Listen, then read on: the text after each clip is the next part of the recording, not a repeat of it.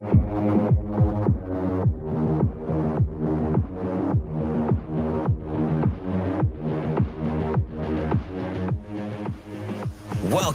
to Hurrdat Sports Radio. The 1-2.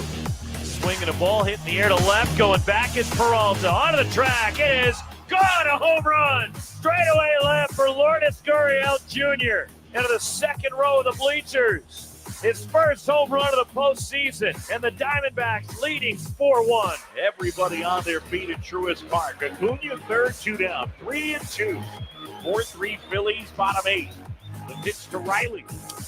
Swing and a high fly ball, left field. That one's back towards the wall. That one is gone. Austin Riley. It's a 2-run homer, and the Braves have the lead. 2nd and 6 on the Packers 9. Jacobs motions out of the backfield slot right. Empty set for Garoppolo. Shotgun snap. Quick throw. Over the middle. It's caught. Touchdown Myers. A quick slam to Jacoby. And he leaned across the goal line. Touchdown Raiders on a beautiful drive to go up 6-3 here in the second quarter. It was a total team effort tonight, and we knew it was going to be like that. It's just one of those things we got to use this momentum now to our advantage, try to get stacking these wins. But, yeah, this was a big one tonight.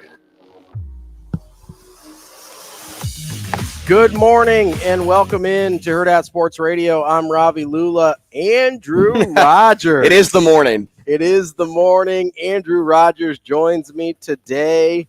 Andrew, what's going on, man? Back in the chair. This kind of feels weird. I told you this morning I walked in and I'm like, I retooled my body to get out of the 5 a.m. wake-up call, and now I'm back. You've got a little Godfather 3 in you. Just when you're out, they pull you back in. They pull me back in. Yeah, exactly.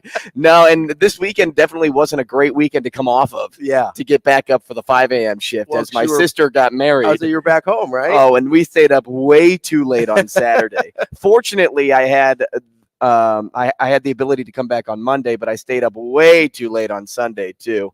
And that kind of happens when I'm back either with my family or my friends, Yeah, things get a little loosey-goosey. Yeah, it's like, oh, hey, guys, let's go out at 10:30. And it's like, all right, yeah, we'll go play Golden Tee at a bar or something like that. Whoa, that's my bedtime, 10:30. I know. And I'm like, we can go somewhere else after. And, like, nowhere, like, crazy. But, like, you stay out. The night's still young when it's 1:30 in the morning, right? Right, yeah. No, because it was about 3:30, and we were making our way home on Monday morning. And I knew I had to get on the road for the 6.5-hour drive. Didn't end up leaving my house yesterday until 1, got back at 7, and I'm like, all I want to do is sit down. Like, that's just all I want to do. And laundry still needed to be done. The room was messy, and I'm like, this is crazy. I can't wait to wake up at 5 tomorrow. So here I am, and here we are. So what's the best part of that drive? The drive from St. Louis to Omaha? Yeah. When it's over? When it's over. When I get here. I think the best part of the drive is when I see Hamburg, Okay. Iowa. That means you're almost back. Not only that, no, it means I'm in a sports betting state. Does that sound like the very southern border? Correct, Yeah, yes. okay. And so once I'm there, it's like, wow, I can do a multitude of things. I can either get back in 45 minutes, or I can pull off to the side and play something for Monday Night Football, which is what I ended up doing. Yeah, that's probably what I'd rest at. I'd say Hamburg. Okay. But the drive isn't fun. No, It's not easy. It's 4 turns. Yeah, it's not a difficult drive. It's not a great drive. No, you get on Highway 40 in St. Louis. That runs into Highway 70. Highway 70 runs into I-29, or rather 435 at Kansas City, which runs into I-29, and then you're back in Omaha. Yep. Like, that's it. Pretty it's much. A really easy drive. Yeah. But it's flat. It can be really boring. Traffic is nobody knows how to drive. No, especially no as you're one going knows through how like to drive. Kansas City. Going through Kansas City is a mess. And dude, like I hope we have a lot of truck drivers that listen to our show, because I'm sure this early in the morning they're like, oh my gosh, I'm in Omaha, I got to turn into 590, or I'm close to the Tri-Cities, like I got to turn on Hurrdat Sports Radio. But man, here's a PSA to all my truck drivers out there: stop changing lanes when you're going uphill. Yeah. When you're driving uphill, and I don't mind if you want to get around another truck, right? As long as you're not, slowing down traffic too much. We're doing that like jockeying back and forth thing where they're like sort of like matching speeds. But man, whenever they change lanes, it seems like it's always uphill when I'm driving. So I have to slam on my brakes and, to get that truck going up this hill, how are you beating the guy to your right? Yeah. How are you beating the truck that you're trying to pass? Well, I mean, it's going to slow that truck down too. Maybe. What are we doing? I think they're out to get me. They might be. They're trying to keep you from. You know what I think sometimes? Like, I'm going like 8 over. Maybe I push the limit. Maybe I pull back a little bit more. But I'm going past some truck drivers. I think they're on the radio. And they're like, hey, watch out for this Ford Escape. It's a white car. And like whenever they get close, make sure to pull into the left lane while going uphill because it'll piss them off. I don't know if it's all that coordinated. That might be a little. You might be in your conspiracy. Oh, am I? You might have your little tinfoil hat. Am I just like when the alert went off on our phones? Gosh, what was that? The emergency alert system like showed Saturday off or Sunday. You know what's funny about that? Did you guys like read into those stories a little bit? I know this is a sports radio show, but allegedly. Here we are. Did you see that there were like numerous groups of people that got in trouble because they had their cell phone go off to the emergency alert system? No. Like Amish people got in trouble. And like some got even shunned from their community. People that weren't supposed to have a phone. Yeah, and prisoners. I was going to say prisoners. Yeah, because the Amish people thought if I put it on vibrate or silent, that it wouldn't go off. Yeah. But the emergency system overrides like everything. Everything, unless your phone is completely off. Yeah, unless it's off. And prisoners had no idea. They were like, what's happening? I'm surprised they got that quality of cell phone. Prisoner 134, why are your pants buzzing? I thought we were still working with like flip phones at prisons. I don't know. We were working with the smartphones that have the alert system on there. I know. Well, you got to watch out next time. An emergency alert system. You're getting it did scare me though when it went off. Oh, me too. And I'm so out of touch with the news, so I didn't even know this alert was coming. I didn't either. I heard it from somebody else, but I didn't pay too close attention to it. And when it went off, it was like 2:58. They were supposed to go off at 3. It went off 2 minutes early, and I about jumped out of my shoes. Yeah, standing in the kitchen making a sandwich. Whoa, there it goes. Yeah, it was aggressive for sure. Which I understand. If you're trying to alert people, you probably want to wake them up if you have to. I get it, but no, it was. Yeah, it wasn't. I didn't think about the prisoners and the Amish, though. I didn't think about the plight that they might be having. As Andrew mentioned, you can hit us up on AM 590 ESPN Omaha, ESPN Tri-Cities in Central Nebraska. Of course, you can join us on YouTube, Twitter. You can watch the stream anywhere you find your podcasts. We will be doing a good time. We will be doing a good show, I think, today. We're gonna have a good time. I'm hoping. That's the idea, at least. We'll have a couple guests for you here today. Obviously, your regular Tuesday guest, Mike Schaefer, on at 9 can't wait to talk to.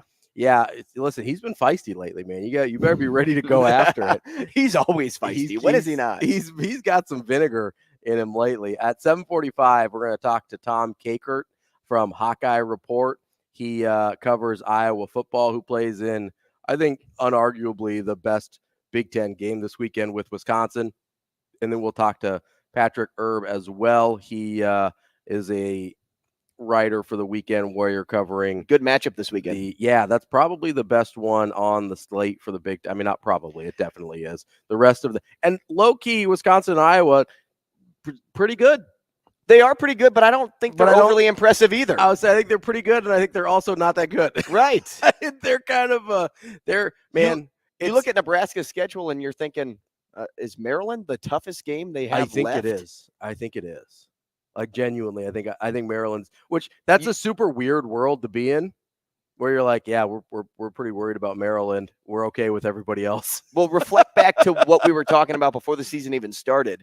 It was kind of like the Wisconsin show in the West, right? Like, that's the one. I think they're going to be pretty good, and they look pretty good right now. But let's also not forget that they don't look perfect either. No, they certainly don't. And it's kind of funny because a couple weeks ago, right, the narrative was that, hey, Wisconsin is kind of struggling a little bit, and they're, they didn't play well against Buffalo, and they're not playing great football, and all of a sudden they're still 5-1. They're still, but I mean, some teams that are 4-0, 5-1, whatever it is, 4-1, right? Yeah.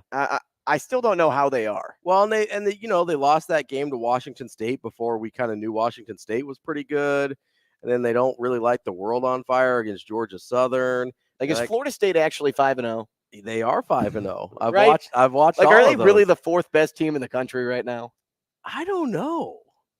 You look at like who they beat. LSU was a great win. LSU's a good win. They did beat Clemson when they didn't even have Travis.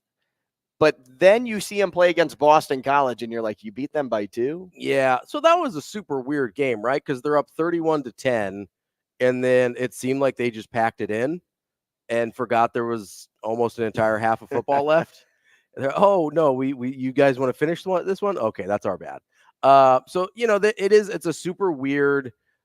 Honestly, it's a super weird top of the college football landscape this year, just because. Where's Bama, right? Yeah. You think that for one. You thought that for one, but then at the same time, after that Texas loss, Bama's been pretty good. I still don't trust their quarterbacks, right? Man. You look at Georgia and you're like, oh, man, they're not playing great. And then they go and just wax Kentucky, who I thought was playing pretty good. Is Oklahoma a good defense? I think so. I think so. Let's go back to what I just said there, Ravi. Is Oklahoma a good defense? Like, did I put Oklahoma and defense in the same sentence? Well, now that they got Lincoln Riley out of town, right. That bum. Because my goodness, you look at Oklahoma's name and you're like, oh, they're probably going to get plowed by Texas. The way Texas' offense moves. I thought Texas might have been the best team in the country going into that game, and from what we'd seen. Dylan Gabriel has really come alive this year more than he did last year. He was okay last year, but I would say he was above average last year. I think so. I mean, he would have – Nebraska would have taken him for sure. They killed Nebraska last year. Yes, he has looked even a couple steps above where he was last year. But I thought I was really bought into how physical that Texas had been, and Quinn Ewers looked really, really good. And watching them and watching Bama and Alabama and Michigan, I go, I think either Michigan or Texas is probably the best team in the country. Then Oklahoma comes out of here and says, give them the old Lee Corso, not so fast, my friends. The only Lee Corso thing I remember is when he called that little boy an MIDGET on the show. Yeah. And I'm like, what is happening? Like, Lee, I don't think you can say that. He also has had some really hot mic moments where he drops F-bombs and stuff if he messes up with the... And Kirk just dies. Yeah, every time he loses his mind. No. He looks like a soccer player who just missed a goal. He puts his hands over his face, goes, oh no. Looking to the heavens. Lee for Corso guidance. has no rules. In his contract, I think it says you can do and say whatever you please. And or he's just on Impractical Jokers and they're feeding him something through a headset. And that's just what he repeats. Actually be a little funny if we found out the last several years had been a bit. It's Joe Gatto. Yeah. It was just a bit. He was just messing with us. No, it's one of those things where I kind of have a lot of nostalgia for College Game Day because of what it was when I was growing up. And now I'm kind of like, I don't love it anymore, but every once in a while I still kind of tune in and go, still nice to see Corso with a mascot on his head. And I love the addition of Pat McAfee. Yeah, he brings a different dynamic for sure. He brings energy. Yeah. And that show had gotten probably a little stuffy, and I'm not always, I don't have anything against Pat McAfee. It's still old reliable though. It is for sure. I mean, it's the best thing going still, right? Not that. I don't think Big Noon Kickoff can't compete, but they're still little brother. Yeah, it's not the same. It's really not the same dynamic. And I just don't know that the Big Noon Kickoff really knows who it wants to be yet. Well, they want to be College Game Day. Right. And you're trying to repeat something rather than create something. Exactly. Which is never good, right? You want to kind of create your own thing and let people find it for its own value, right? But I like Pat McAfee on, what I kind of low-key really like him on is the Pat McAfee show, the broadcasts. Oh, when he does, because he'll stand on the sideline. Because I actually don't love the Pat McAfee show, if I'm being totally honest. That doesn't shock me. There's, I don't know, they're loud, they're kind of obnoxious. Yeah, you're a little more buttoned up. He's yelling a lot, and I'm just why are you yelling at me, Pat? I didn't do anything. Well, they have Aaron Rodgers on, so you have to like it.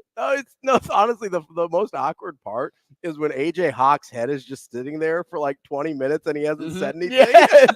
Yeah, because they're flopping between. Yeah, because there's like 12 stream. co-hosts on that show. Who's producing? Like that's there's- not on Pat. That's on the guy pushing the buttons. Yeah, but there's no way he needs all 12 producers or however many people are in there. It's like he saw the Dan Patrick show and he's like, I need even more producers, and just doubled everything. So he's got like 8 guys in that room. Chuck Pagano is just sitting in there for some reason.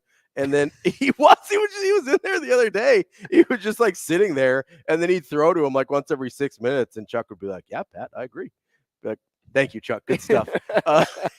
And then AJ Hawk is just sitting there with his giant linebacker head, and he just doesn't say a word for like 20 minutes until that is true. Until Pat throws it back to him. I was like, That hey, is true. but his face is on my TV screen the entire time. Why are we cutting to him? It's not a movie. You don't need to show this character again until he speaks. And I feel so bad for him because I've been in a situation where you're just kind of like, hey, I just, I kind of have to like look like I'm paying attention. Right. Like, even if you are paying attention, like, have you ever done like a work call or something and you're on Zoom and you are paying attention, but you kind of just want to sit here like this.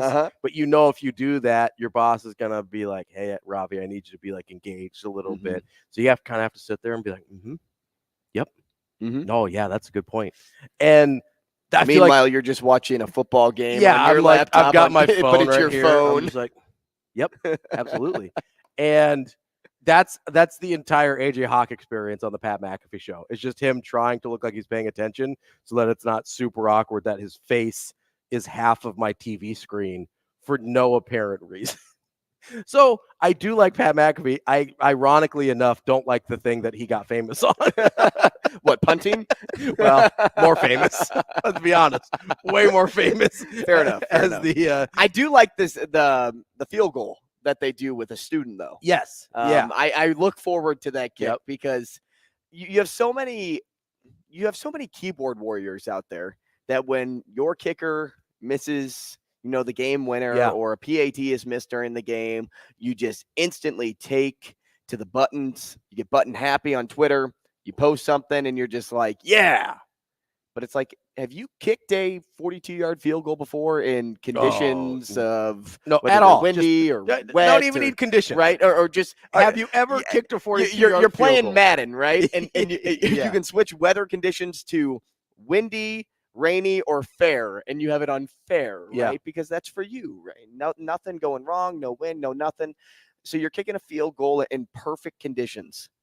Just getting it there is hard. That's what, honestly, the distance is harder than the accuracy. Just getting it off the ground is hard, especially if you're doing it from a hold and not off a tee. Some people will take a football tee out there and be like, oh, kicking's not that hard. I was like, they don't kick off of those. Right.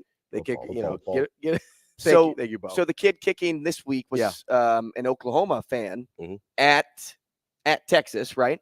And you saw him line up for his kick first, and he tried to do what every kicker does, like the 3-step back, 2 over. But he ended up doing like 3-step back, 3 over, and I'm like, oh, he's gonna hook the heck out of this. It's way too far. But then he lined back up, and I'm like, man, did Pat McAfee be like, hey man, like it's kind of like the Bryce Young, Miles Sanders thing where you push him over like one extra step, and so he lines back up, kicks it well. Yeah. Like you look at the kick and you're like, oh my gosh, like this has a chance. And it landed short. 42 yards is a boot. Now, correct me if I'm wrong, is the money they receive the distance from where they kick from, or is it always a PAT? I'm not sure, to be honest. I think it's always a PAT. I mostly just watch the kicks. I think it was $45K. I think there was money in. I knew there was money involved, but I was like, I'm just curious. That's not tuition at Oklahoma, right? Out of state tuition, is that $45K? It might be out of state. I'm not sure. Because I'm assuming that's how they they handle it. Like you get a year's worth of tuition. Yeah. Or is it a full ride with that $45K because you're in state? In state might be 4 years. I mean, honestly, that might be. We're gonna Google. We're gonna go Oklahoma. Somebody help me out. We're gonna Google University of Oklahoma tuition here. I wonder how many people go to that school. It's got to be pretty big. I would guess so. But then again, I heard Notre Dame's tuition, which I knew they weren't big, like huge. Yeah. But they only have like 8,300 undergrads and 4 that's even smaller than postgrads, I think, or graduate students, I guess. University of Oklahoma is about $12,000 a year in state, so that would be about almost 4 years. Yeah, $45,000 would be. Yeah. Well, that would help. That's a that would chunk. help. That's a chunk. And I'm assuming you probably got some type of academic scholarship because you can't kick a field goal. So I know you're not on 31,000. Wow. I think that's undergrad. Yeah. That's a good grip. Thomas tossed out the number 27K on YouTube. That might be right. I'm not sure if that's just undergrad or Maybe. Well, maybe. Was that post or per semester? No, I think that was per year. Per year. Yeah, you're right. Notre Dame, 8,600. Yeah, isn't that crazy? Yeah, I would have thought at least 10,000. Right? Yeah. I mean, I think Lindenwood had more. That's barely more than Creighton. I think Creighton's at like 6. Sheesh. Creighton, just like Notre Dame. You heard it here first. Same architecture. Same tradition. I mean, listen, Creighton hasn't lost a football game since the 40s. That's true. That is true. Spot the lie. When did Notre Dame lose? This weekend. Yeah. Like 2 days ago. So losers. Yeah, come on, guys. My new brother-in-law. Yeah. Huge Notre Dame fan. Okay. Huge. The biggest you can find. I swear that he is a perfect representation of what it means to be a Notre Dame Irish. fans. Okay. And they had the stream on at the reception. It was in a separate room, but you could like walk in there, see the score. And I kind of forgot about it because I knew they were starting it up at 6:30, but it was a long day's worth of adult beverages. Sure. And, chit-chatting it up with family. As and one friends. does at a wedding.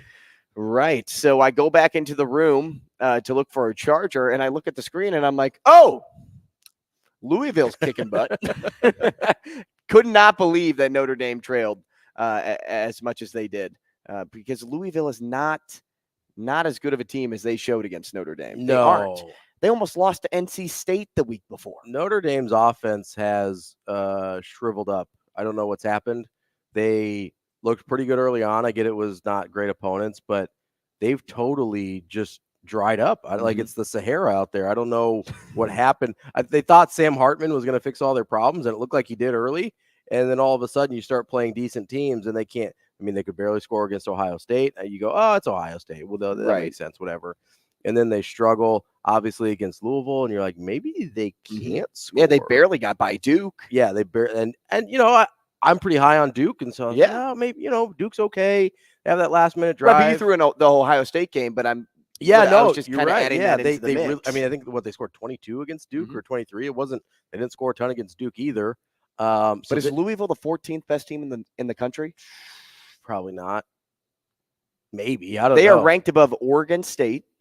Yeah, I don't think they're better than Utah. Oregon State. I don't think they're better. Well, do I get Cam Rising or do I not get Cam Rising? Right, but still, this is where we're at. Yeah. Duke. Yeah, I don't think they're better than Duke. UCLA. They might be better than UCLA. Washington State. I don't think they're better than Washington State. Tennessee. I think they're better than Tennessee. Notre Dame. I mean, obviously they're better. Right. I guess they're better. LSU. Ooh, maybe. LSU can't stop anybody. Yes. LSU can't stop anybody. But they did come back and find a way to get it done against Mizzou. They did. I don't know how good Mizzou is, though, either.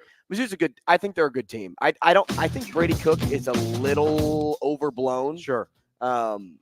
Because I watched him play in high school, and he was not that. He's not that. Not that guy.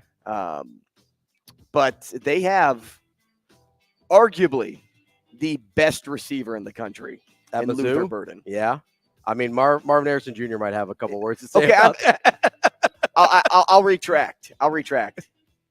The best receiver in the class of, carry the 2026? 2026. Well, Because he came out in 2022. He's the best offensive prospect Sure. of that class. all right. More of Hurrdat Sports Radio coming up next. We will be back.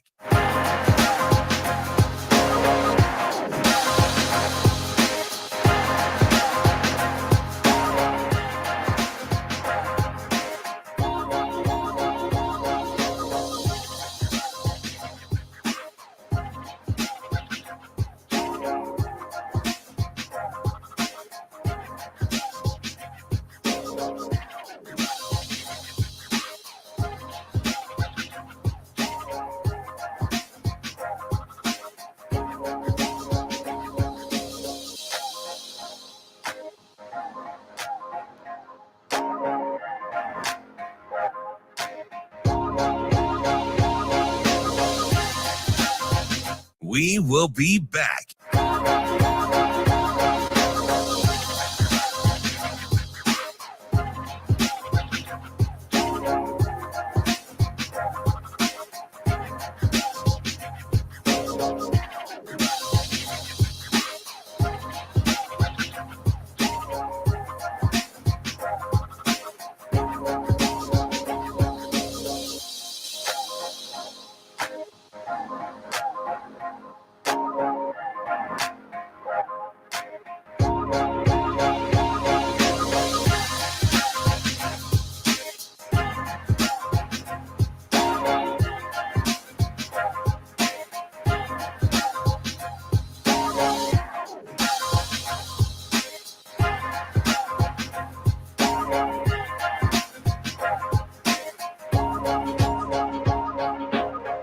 We will be back.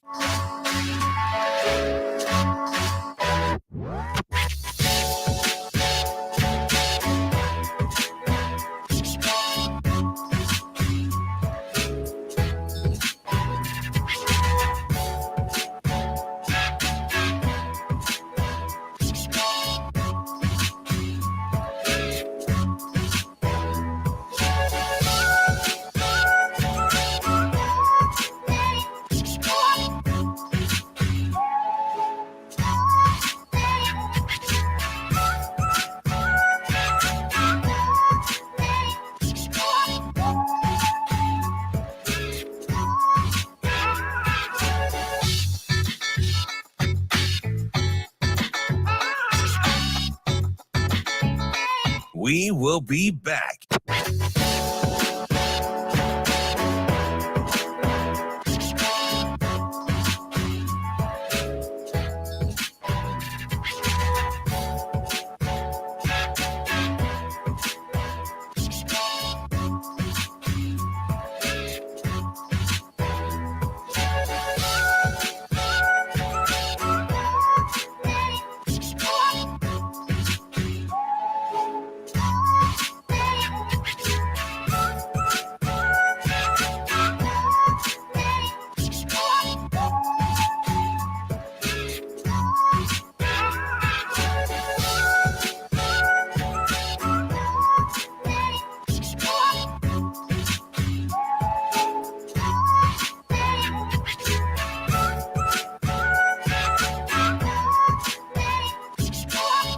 We will be back.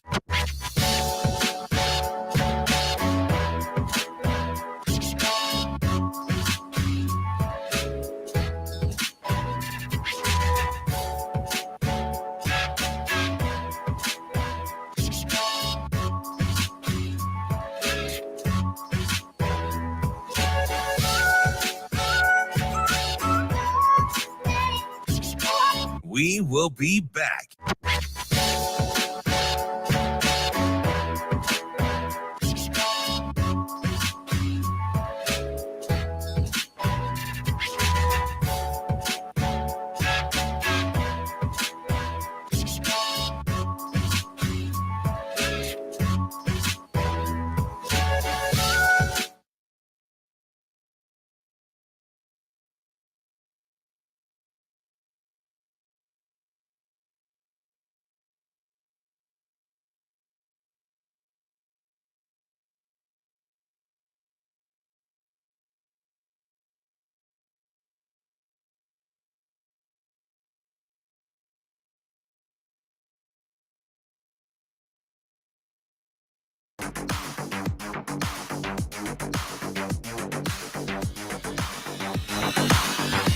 You're listening to Hurrdat Sports Radio. First and goal on the Packers 2, end zone to our left. Garoppolo is under center in I formation. Snap, handoff, Jacobs, dances, guarded, forward, touchdown Raiders!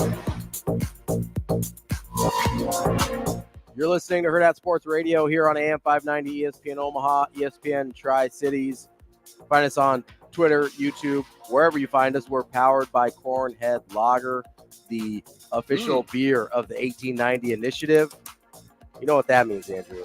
Every time you drink a Cornhead Lager, you're helping Nebraska football. How so? by helping to fund the 1890 There it initiative. is. Listen, if you could drink beer and help out your favorite team, you know what I call that? Win-win. It's not a win streak, though, because you have to have 3 things to make that a winning streak. Listen, I'm counting 2 in a row as a streak, all right? It's a short streak, but I'm counting it as a streak. Is that the utopia world that you live in? Yep, just in my little bubble here, we're saying, you know what? 2 wins in a row, that's a streak.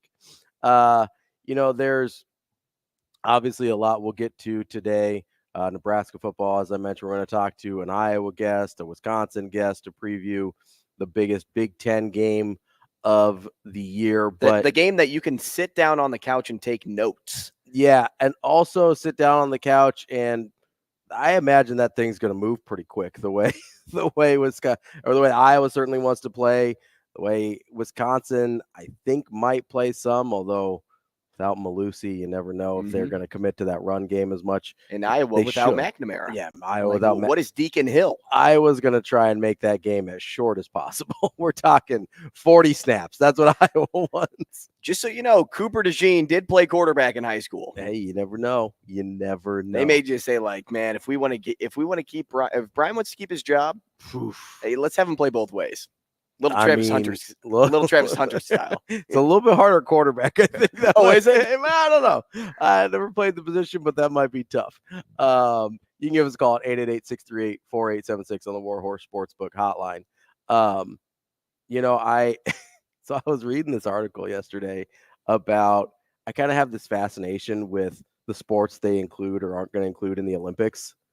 And I don't know why. And so I'm on ESPN or whatever, and it pops up on my feed or my mount. I'm assuming the Winter Olympics. No, this is like 2028. Like, I think they're like in the round of trying to figure out what's going to go in the Summer Olympics in 2028. Okay, I'm a big Summer Olympics guy. Winter, man, not as much. You're a track star. Well, I'm a runner. I'm a track star. People forget this about me. Mm-hmm. So they might include flag football in the Olympics.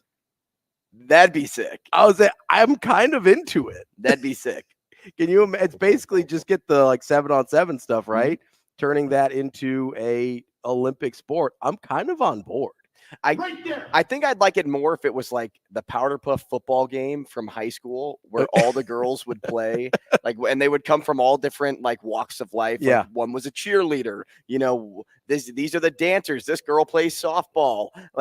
If that was the Olympic sport, and then you had former and NFLers coaching these teams, I'd be so into it. At least the U.S. team. That would be awesome. That would be a tough sell, I think, to the Olympic Committee. Maybe, but you could also pitch it like it's rugby, right? Like women's rugby is huge, across the world. Yes, right. Yeah. So how about we just turn that a little bit into flag football? Maybe we could see. Listen, I don't know. I just want to recreate my high school days. That's where I peaked. There might be a men's and women's division. I don't know, but I was thinking about flag football in the Olympics, and I was trying to think, because I have this fascination with sports that used to be in the Olympics as well.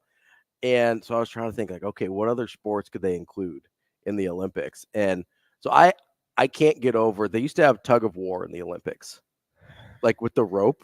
It's like a Guinness Book of World Records. You just played the most obscure thing just to get in. And I kind of can you imagine elite athletes playing tug of war? You just got to be the world's strongest man. I kind of be into it. That is probably a sport that you would have fit right into. 100%. Yeah. No, I'm obsessed with world's strongest man. I love that stuff. But I would kill to see tug of war in the Olympics again. I would be fascinated. I mean, they're trying to get baseball back in the Olympics, which is always good. I always enjoyed the baseball in the Olympics, but I don't know. Ever since the World Baseball Classic, I'm kind of over it. I got my fix. You got your international baseball. So I don't know if I need it. That's fair, because they do. I mean, they do soccer, Little League World Series, similar soccer. They do both. They do the World Cup and the Olympics. Although usually Olympics for soccer, they do U23 teams and stuff. So which is not really the team that you're used to seeing. It's a different team out there. So that would be interesting. I kind of like that they're trying some different things. Is cornhole gonna make it? I'm out on the cornhole in the Olympics. I need it to be a little bit more athletic. How about washers? No. You know how precise you have to be? How about the ring toss that you play at the bar on the string? You're just trying to get in the Olympics. Oh, am I? Andrew's like, what are the bar games that I could get into the Olympics? Washers is my game. You're big Washers guy? Big Washers guy. Okay. Yeah, I haven't played a ton. I'm not a But that is a lot of touch. Yeah. That is a lot of finesse. You have good arm. You have good arm talent. Finesse is great, yeah. But it's also muscle memory. Okay, yeah. And so that's why I like it. Just because reps. Yeah, it's just repetition. Like darts, like because you the way you were throwing. I like darts. I'm not very good at darts. Okay. Because like there's too much of the board that is considered a miss. Yeah. But in washers, all you have to do is hit the box. Yeah. And then occasionally if I throw it down the center and I hit the cup, then boom. Yeah, even better. So as long as I don't know. I just like the feeling of washers because I'm good at it. So that's probably why I like the feeling of it. Yeah. All right, let's get back to real Olympic sports here. Like flag football. Like flag football. Oh, so it was flag football. It was tug of war, and give me like another one that was just. I mean, I would love to. I mean, this hasn't been in there yet, but speaking of things that we like to play, I would love pickleball to get in the Olympics. Living that life, with how hype it is, it might shock me. It's actually not out of the question, right? No, the one that I always wanted to see in there was because they do Olympic lifting. I wanted to see powerlifting in the Olympics too, because that would have been kind of I wasn't Olympic level, obviously, but that would have been. I always enjoyed watching that, so that'd have been cool. But I just thought that was funny. I was like, flag football in the Olympics, because you kind of it was a big deal kind of back in the day. Americans would always talk about, hey, like, can we get football in the Olympics? So who would be on that team? Would it have to be like? I mean, you're talking about you're probably doing a quarterback. Do you have an age? Do you have like an age range? I think it could be anybody. They haven't they haven't really decided yet, so I don't think they put limitations on it yet. So no age range. Yeah. Are you looking for like a recently retired NFL player to be your quarterback? Either that, or I think you're looking at a fringe college guy that hasn't quite made the NFL yet. Like the XFL. Kind of, yeah. Your XFL. Like Jordan Teamu would be perfect. Some of your arena guys that are really good, because arena actually translates to 7-on-7 a lot. There's kind of since it's sort of a more open, less pass rushy environment from traditional. So football. Like maybe like a Chris Strevler. Yeah, or like, hey, let's get our guy Tommy Armstrong Jr. in there. Or from the Tommy Omaha Armstrong. Beef. Let's go. He I think just led the Beef to a championship last year. I mean, come on.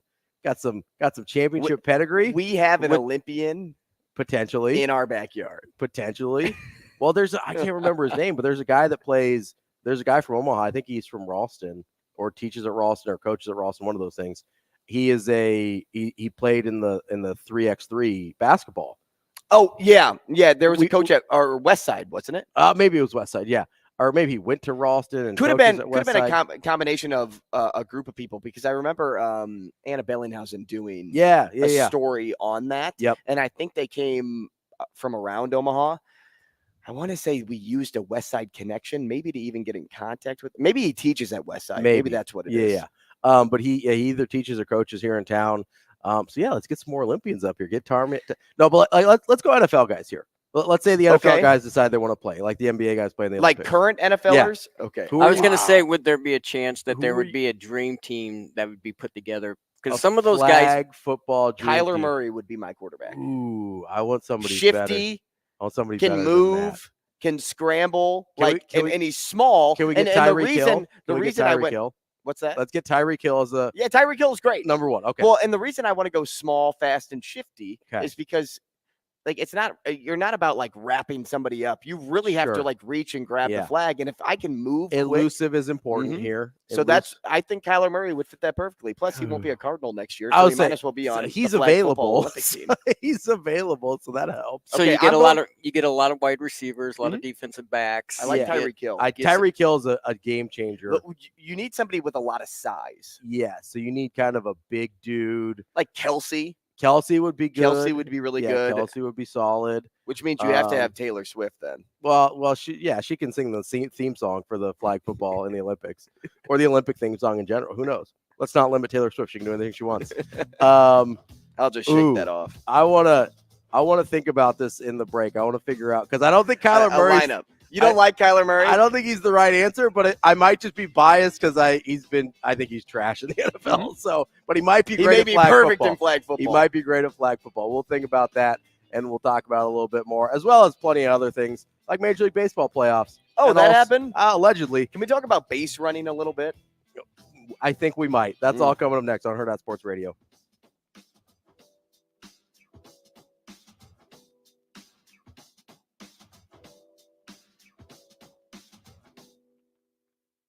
We will be back.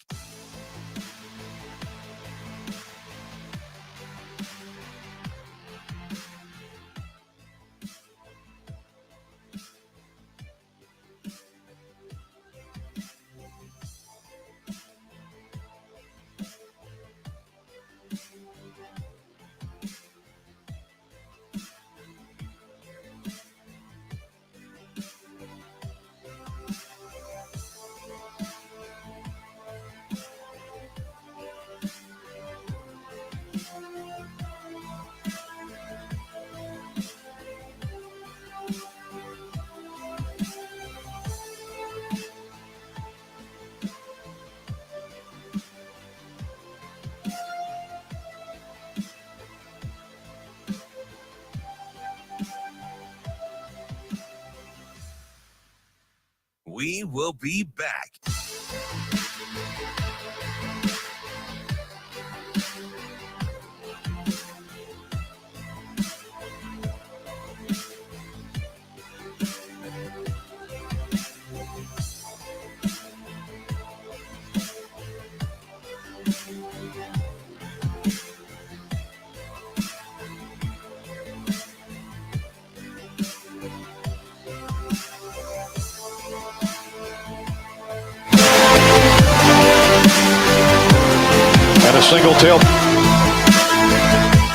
Single tailback. Now McNamara's up under.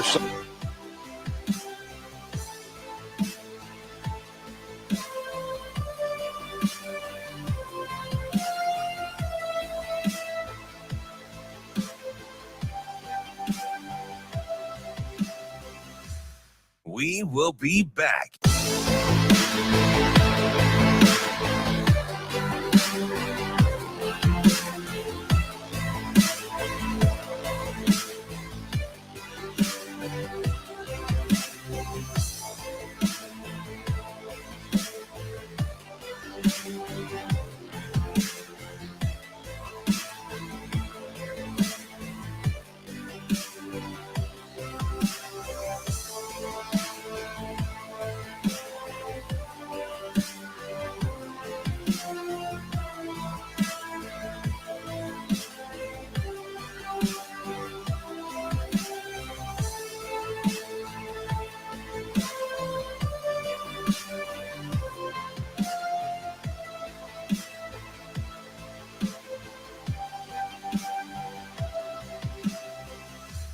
We will be back.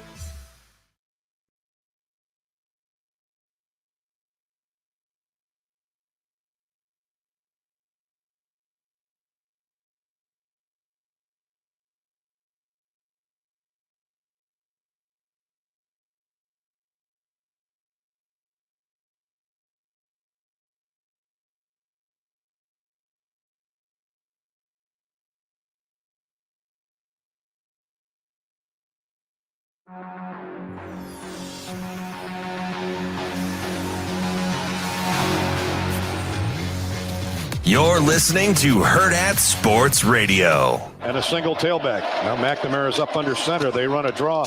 Touchdown, Iowa. Jazz Patterson scores on a counter draw over center and right guard. And I don't think he was touched, and they had everybody on the line.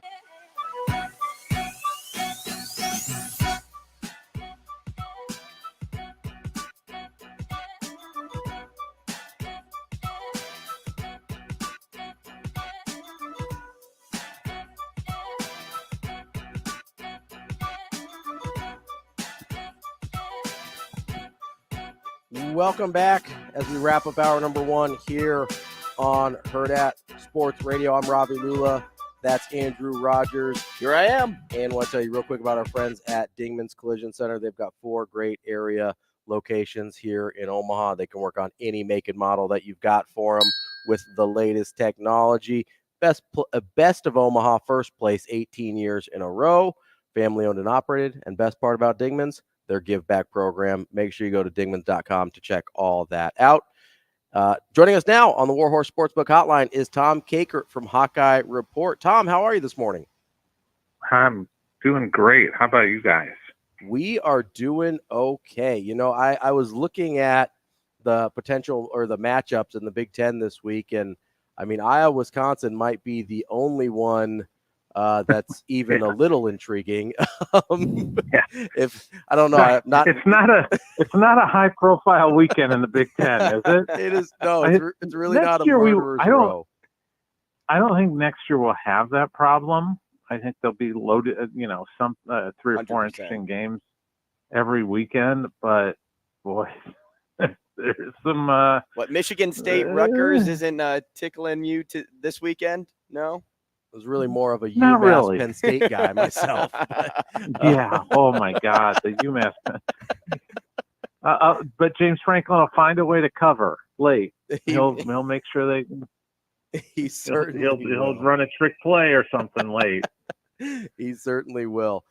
Tom, wanted to kind of get your perspective on this Iowa team because I know they've had their issues, especially offensively. Obviously, you've got Cade McNamara out, which is a huge problem as well. But I mean, along the way, Iowa's still 5-1, and you kind of look up and you're like, oh, I thought they weren't having a good year. And here they are, kind of where you always expect them to be. I guess, is that just from the outside looking in, or has that kind of been the perception around the program as well? Yeah, I was just talking to a friend of mine about that this morning. Is like, Iowa just seems to invent different, weird, strange, odd ways to win games. I mean, he mentioned to me, he goes, Iowa's probably the only team in the country, minus a service academy maybe, that can win a conference, a Power 5 conference game, and not have a completion to a wide receiver. They just invent new ways, odd ways to win football games. But hey, and all the old coaches say, an ugly win beats a pretty loss anytime. As long as you get to 26 points, right? Yeah, that too. I don't see, unless something really changes, I don't see how they're going to get to the 25. So, but they may end up, it's like I told somebody last week before the Purdue game, I could have seen anything from them finishing 4-8 to 11-1, and nothing would have surprised me a whole lot. Now they're at 5 wins, and if they win this week at Wisconsin, and again, they're close to double-figure underdogs right now, but it wouldn't shock me if they went up there and won. Mm-hmm. They're in the driver's seat for the Big Ten West going into November, probably. I mean, Tom, not only are in the driver's seat for the Big Ten West, if they win against Wisconsin, 11-1 is legitimately on the table. Even if they lose, they will be favored. They will be favored in every game. Even if they lose, you're probably staring at 10-2. Right. And so we're in this super awkward position, right, where you're talking about a 11-1, maybe 10-2 football team potentially, and they're certainly not going to score 25 points a game. Mm-mm. So are they really going to force Kirk Ferentz' hand to fire his kid after a season, even though he obviously didn't meet the metrics, but they end up winning 10 or 11 games? Like, how is that? How have you? I mean, I assume you've gone through these scenarios in your head because they're not crazy. No, it's not, and none of this stuff is crazy. It's going to be an awkward situation. I don't think there's, it's like, it's just going to be awkward. It's going to be honestly, I'll be surprised if Brian's back regardless. I think it's just kind of run its course, and he'll probably try to look to land with an NFL team at some point. And frankly, Iowa's going to have to, one of the things I've written recently was that regardless of what happens, given what's going to happen to the conference next year with Washington and UCLA and Oregon, and USC joining the conference, and no Big Ten West to fall back upon, the as I call them sometimes, the island of misfit toys division of the Big Ten. They've got to modernize the offense. You just can't get, you've seen Wisconsin do it this year. I think Luke Fickell came in and realized that you can't play 3 yards in a cloud of dust anymore, and you got to get ready for that because the Big Ten West is going away. Yeah, regardless, to take that next step, you have to part ways in order to turn this program from a good program to a great program. They need a great offense, and they have that on defense, right? They have everything that you have to like about a team on defense, but offensively, they just missed the mark. So 10-2 or 8-4 or 6-6, if that's what it ends up being, and they're still in a bowl game, I think Brian Ferentz goes too. Now, does this Iowa team, Tom, have the same stability with Deacon Hill as it did with Cade McNamara to finish as one of the top teams in the Big Ten West this year? Yeah, they don't. Cade was just a better quarterback. I mean, and Deacon Hill has a big arm, but he's also really inexperienced. He's very green. He had his struggles. There are a lot of Iowa fans that want to see Joe Labus, the backup quarterback who actually quarterbacked them. Was starter in the Music City Bowl against Kentucky and led Iowa to a victory. But even Joe wasn't great that day. So they're just gonna have to ugly it up in a lot of ways for the rest of this year with and try and get by with Deacon Hill, Joe Labus, or whatever they end up doing. I know a lot of people have suggested maybe Cooper DeJean and the Wildcat would be a better option. I joked about that just about 10 minutes ago because I covered Cooper in high school at OABCIG, and I knew he played both positions. So I hope not. For his sake, I hope not, because we're going to see a first-round pick in him. We asked him about that last week, and he was open to doing anything. Yeah, because he's just that's his mentality. That's him. That's just who he is. Yeah, and that's what he did at high school. I mean, and he led them to state championships and everything. So, I would be in favor of some sort of small, a package of some sort that they put together to get him on the offensive side of the field a little bit, because he's the most talented player. He's the most skilled guy. So why not try and get him out there for, 10 plays a game and see what he can do? Tom, I've been wondering a lot about, obviously, not just the job status of Brian Ferentz, which has been, debated pretty heavily, but I also kind of wonder as Kirk Ferentz starts to get on in his coaching career, and kind of at some point, I think we're a lot closer to the end of it than the beginning of it. Yeah. I guess, what do you think his end game looks like at Iowa? Do you think he would maybe try and just have one last great 10-11 win seasons and kind of ride off into the sunset? Or do you think he's going to keep coaching until the wheel falls off?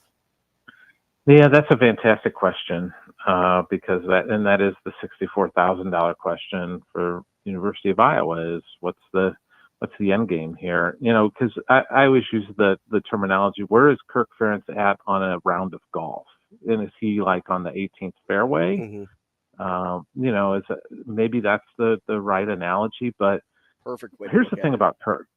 Yeah, here's the thing about Kirk is he's a football lifer. Mm-hmm. His identity is football. In fact, he's joked that when he's done coaching, he'll probably still go coach somewhere. That's just who he is. He'd just go be a line coach for a high school team or something, or a D3 team, and that would make him extraordinarily happy. He doesn't have, some guys take up golf or fishing or pickleball or whatever whatever you're doing. He's just not one of those guys. He's football. He's a football coach. And his mentor was the same way. Joe Moore, a guy that they've named an award after, is his mentor. And Joe Moore was the same way. I mean, he was coaching Erie Cathedral Prep, after he was done coaching Notre Dame and Pitt and everywhere else. So, I mean, that's just who he is. Any chance that 10-11 win season, if it happens this year, that he goes out with his son? It's a possibility. There's always a chance that he just says, you know what, it's probably time. But I just see him hanging on. I think he's still enjoying what he's doing. That's what he's told me, and that's what people have told me privately. He still loves coaching. Tom Kakert from the Hawkeye Report. Tom, we appreciate your time. We'll talk to you again soon. Okay, thanks for having me on. Thanks, Tom. Hour number 2 of Hurrdat Sports Radio coming up next.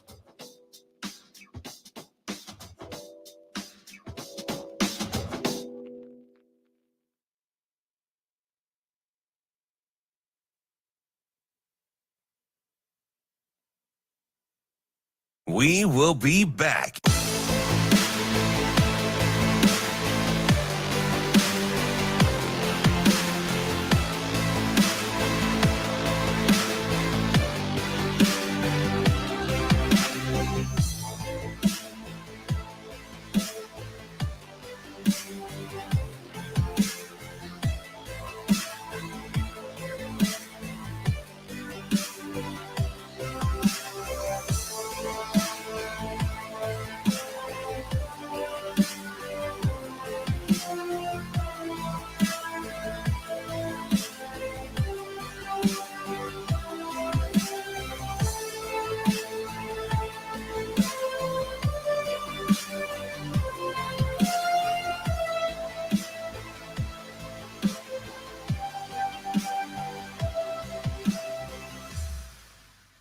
We will be back.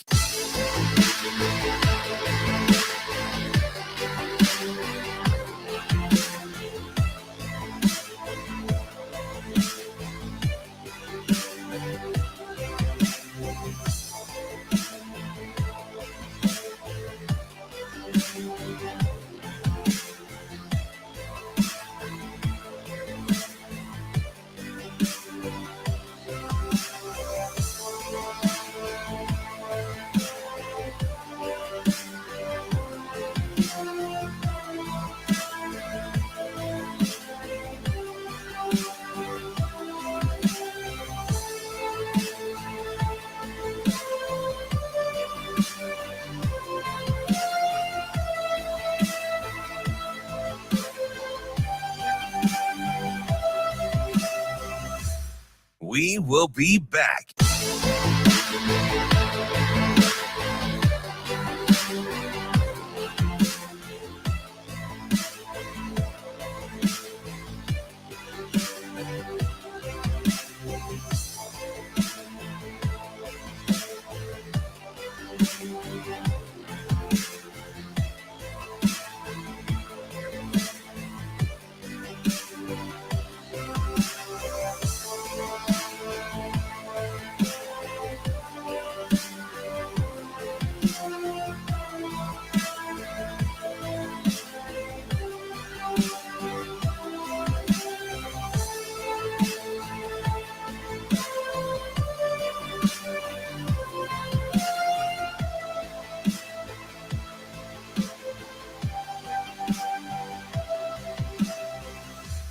We will be back.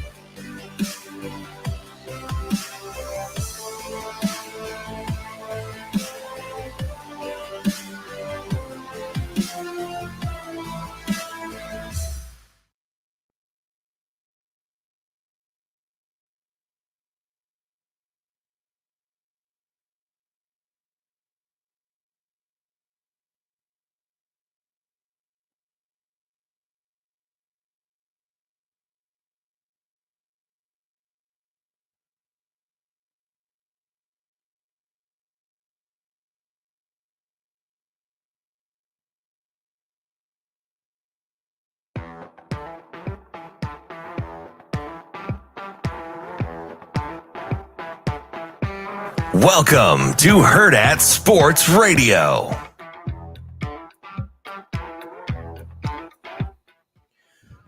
Welcome back. Hour number 2 here on Hurrdat Sports Radio. I'm Ravi Lulla.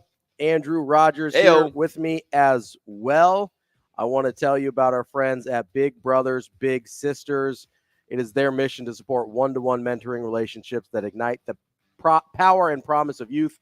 Go to mentoromaha.org to sign up to become a big. You can also go to mentoromaha.org if you want to donate money or tickets to events for already matched bigs and littles.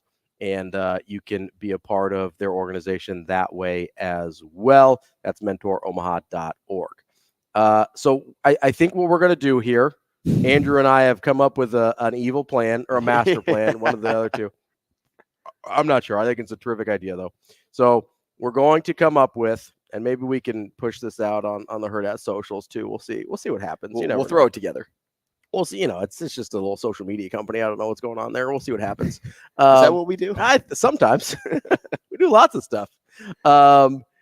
We're going to put together our ideal flag football team.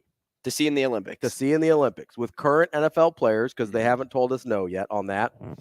So I'm thinking we'll do one of those $5, $4, $3, $2, $1. Yeah, the things you see on social media. Yes. And you get a quarterback, 2 running backs. Let's do quarterback, running back, 2 wide receivers, and a tight end. Quarterback, running back, 2 wide receivers, tight end. Okay, yeah. So those are your 5 spots. Yeah, 5, 4, 3, 2, 1. $15. Mm-hmm. So we'll come up with that during the break here. We're just doing this on the fly. I didn't know it was going to go this direction, but we'll figure it out. It'll be fine. And we'll have a good time figuring out who, because, where do you think Kyler Murray's like a $3 player? No, lower. Okay. I would say Kyler Murray is probably your $1 or $2 quarterback. Okay, cool. As long as we're on the same page. Would you add any Raiders to it, like maybe a Myers or? Devontae Adams could maybe be one of the Devontae wide Adams would be a good wide receiver. I don't think Jimmy G is going to make the cut. Josh Jacobs could be a running back on the list. Yeah, I don't know if his running style is super conducive to flag football, but he could make the list probably. But see, that's how we'll structure it too. Like, would you put a Christian McCaffrey? He'll be a $5 running back. Yeah. Right? Would you put a mirror in there? Abdullah? He actually would have a really good skill set for it. He would. He'd have to be a $1 player. Yeah, he'd be at the bottom of the list probably. But he could be that guy that you just pick up that nobody else picked up. Yeah, he could be he can be your free agent, your waiver wire guy. Waiver wire, yeah. If we're doing a little fantasy draft, he's here. 50 cents. Yeah, you could do. We could have a quarter player too. Just you got to fill the roster a little bit. So Christian McCaffrey, that's your $5 running back. I'm thinking like a Tyreek Hill is a $5 type wide receiver. We'll figure this out. We're going to get this together. We'll see if we can throw it up on social. We'll have a good time with that. Interesting stat I saw on Twitter, just random. This is a complete list of college football teams this year who have rushed for at least 1,200 yards and held opponents to under 500 yards total rushing. A complete list. A complete list. Would you like to guess how many are on that list? On the list? I'll say 3. 2. You're very close. Wow. Okay, 1,200 rushing yards gained, held opponents to under 500 rushing Now, yards. are these teams that are like off the beaten path, or are they like top 25 teams? These would not be top 25 teams. So then I'm not even going to try to guess. No. One of them is your Nebraska Cornhuskers. Okay. The other one, the Air Force Falcons. Yeah. See, I knew one had Service to be a Academy. Service school. But the rushing defense for the service school, like good on you, Air Force. Oh, well done there. Appreciate that for sure. Little Navy like of last year. Listen, I love me a little bit of Navy football. Hey, I'm telling you what, man. Every service academy better exceed in defense. Because what do they do when they are out of school? They defend. So they better lead the country in defense. I'm not sure those are direct correlations of skill sets. Oh, it's not? That's not how that works. Yeah, defending like an ocean versus defending a spread offense is a little different. I don't know, man. I don't know. Kirby Smart is that big wave that you see on the water. I don't know about that. Can you imagine Air Force against Georgia? My goodness. Oh, that would be ugly for everyone involved. Nobody wants that. For Georgia. Yeah, don't want to get embarrassed by the Air Force Academy. Saying. They're The goats. You gotta watch out. No, excuse me, they're the Falcons, not the goats. Yeah. Boom. I can't help myself sometimes. Wanted to switch gears a little bit here to baseball playoffs. Andrew, I know you're a big baseball guy. What have your thoughts been so far? What's been going on? Kind of weird. Wild card weekend went exactly as I pictured it would have gone. Even with all the sweeps? Because that was a little weird. The sweeps were weird, but I meant the teams that came out. Okay, sure. Was exactly how I thought it was going to go. As for the games on, what is today? Tuesday? Today is Tuesday. I'm all thrown off. As for the games that happened day one of the DS rounds and day two of the DS. Saturday. Right? Yeah, because Thursday and Friday were dark because everybody swept. Blew my mind that the Braves got shut out in game one. Yeah. Blew my mind that the Dodgers lost like 11-2. Yeah, I got smoked in game one. Blew my mind. Was it the Twins that? Twins lost game one. They won game two, so they split. Okay, so I was thinking about yesterday, and then it was the Rangers are up 2-0 on the Orioles. That's insane to me as well. Now, the Rangers have always been a well put together team. Yes. And we knew that coming in. But as for what we're seeing from these teams, like the Braves came back and won last night. But the Dodgers lost again, so all of a sudden they're in an 0-2 hole against the Diamondbacks, who they beat by like 16 games in the West this year. And that's what happened to them last year. Yeah. But I just kind of want to nitpick one thing that I saw at the end of that Phillies-Braves game, and it just shows how important the little details are in sports. No matter what sport you play, if you do the little things right, more times than not, it'll pay off in the end. And more often than not, you'll do the big things right, too. So, get a runner on first, one out. Castellanos at the dish, hits one to right center field. Michael Harris makes a great play at the fence. Okay. Where the play went wrong, though, was Bryce Harper was already rounding second base. So when that ball was caught, he was probably 3 steps toward third than he was closer to first. And I just sat back and it's easy to pick on him because he got doubled up on the play.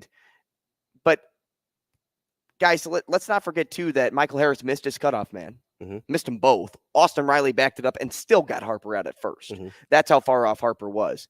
But the way that you're supposed to run that is you can either stand on second base and, lean toward third, because worst case scenario, you just run back to first. Yeah. Right? Full speed. You don't have to worry about rounding, touching the base, getting back to first. You're nearly at second base, or you play a little bit off on the first base to second base line. And, maybe start to kind of like toe tap it, right? You load. He misses it, then run. Yeah. But the reason that you do that little thing right, and you still probably score, because that ball has to hit perfectly off the fence. Michael Harris is jumping into the fence. Yeah. That ball has to hit perfectly out of the fence to go to, is it Rosario in right? Is that who plays right field for the Braves? To get to Eddie Rosario. Even if that happens, Harper's probably rounding third and going home. Yeah, decent chance he scores anyway. Right. So it's the risk reward of what he's doing there. Or doesn't make sense. That ball isn't caught, right? And you end up at third. Yeah. With one out. Yeah. And so now you have a sac fly, you have a ball in play to the right side, whatever. Ground out. Yeah. You score a run. But you extend the ball game. But instead, now it kind of was, you saw it coming. Like when the Braves came back, you kind of saw that the Phillies kind of like swallowed it all. Yeah. And here we're about to watch it again. Austin Riley smacking a home run in the 8th. But that's why you focus on doing the little things right in sports. And that's why I also think too, after listening to the Huskers, like Matt Rhule in the post game, and the announcers throughout the games this season, that's why I think it's critical that they're, attacking being penalized right now. Sure. Yeah. And in order to set your team up for success, you have to do those little things right. Like a false start happens, right? Yeah. An unsportsmanlike conduct penalty happens. Like you get into the emotions of the game, the heat of the game, and boom, it may go sideways, but you collect yourself. But you can't have that happen repetitively throughout games. And that's why you stress those things, especially if you are at the skill level that the Huskers are at right now. You're not Georgia. No, you can't afford the mistakes. You're not your margin of error. Michigan. Your margin of error is very thin. To get a win, you nearly have to be perfect. Yeah, you have to. In the little things. Yes, yeah. Your margin of error is not big enough with your talent that you can afford those types of mistakes and still expect to win on a regular basis. Now, obviously, they got the win against Illinois. But it was ugly. It was ugly for sure. And what did our friend Tom just say though? Hey, take an ugly win over a pretty loss, right? Totally understand that. And I've said this: Nebraska hasn't earned the right to win pretty yet. That's not on the table for them yet. Now you can win cleaner. You can win cleaner for sure, because there's a difference between ugly and sloppy too. Nebraska's win against Illinois was both ugly and sloppy, right? But if they can clean up, if they can win clean and ugly, I think Nebraska lives with that and is plenty happy with it, right? Sure. Because just from the quarterback play is probably not where they want it to be. Obviously, I was kind of going through the list in my head the other day, right? So starting quarterback is out. Whether Harburg's better than Sims, that's totally up for debate, and that's a valid discussion. Side note, Harburg is one of only 12 players in the country with 600-plus passing yards and 300-plus yards rushing. Yeah, I think he's been good, right? Certainly much better than we expected, because we had no idea what to expect. He's been better than Jeff Sims. He has been better than Jeff Sims. Is he the better quarterback overall? I don't know. I'd say yes. He's probably who I'd keep with going forward. But so the guy you thought was going to be your starting quarterback is out, whether that's a blessing in disguise or not, right? He's out. Your top two running backs are out, even though you think Anthony Grant's probably your most talented running back. At the very least, two of your top three running backs are out. You've lost from fall camp 3 of your top 4 wide receivers right now, because Betts leaves the team. Washington is hurt. Garcia is injured for the year. Washington's hurt now. 3 of your top 4 wide receivers are gone. The only guy you have left is Billy Kemp, right? You're dealing with true freshman on the field at wide receiver. You're dealing with, Teddy Prohaska, probably not to the point where they were hoping he'd be at this point. You're dealing with some guys getting banged up a little bit on the offensive line going in. Your running backs are depleted. Yeah, running backs are depleted with 2 of your top 3 guys gone. Anthony Grant gets banged up for a second. And you're still 3-3.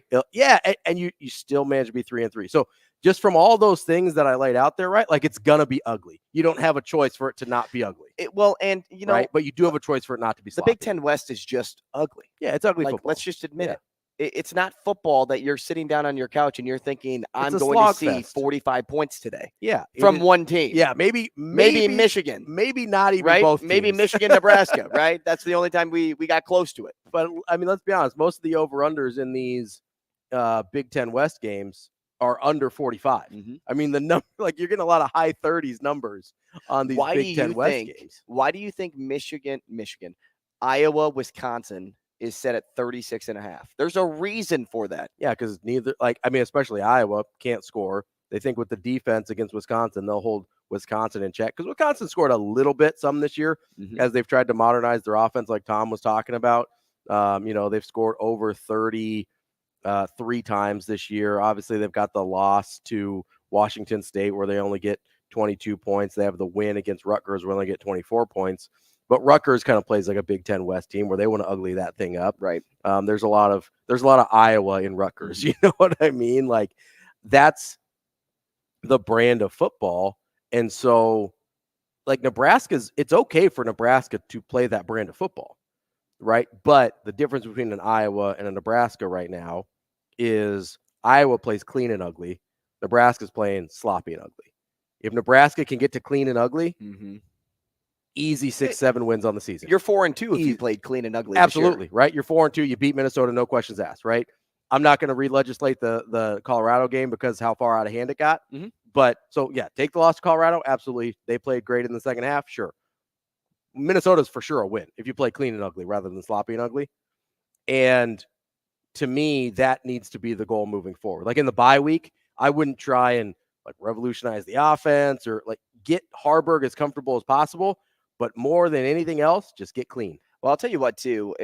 It's really going to pay off in the long run, the way Nebraska's offense is looking at this point in the year when they go out and recruit for not only more for next year's class, but classes after that, or even the transfer portal, because you now know what you want your offense to look like. You want that quarterback run element, right? With Jeff Sims, you thought you had it going in. Sure. Fans thought you had it.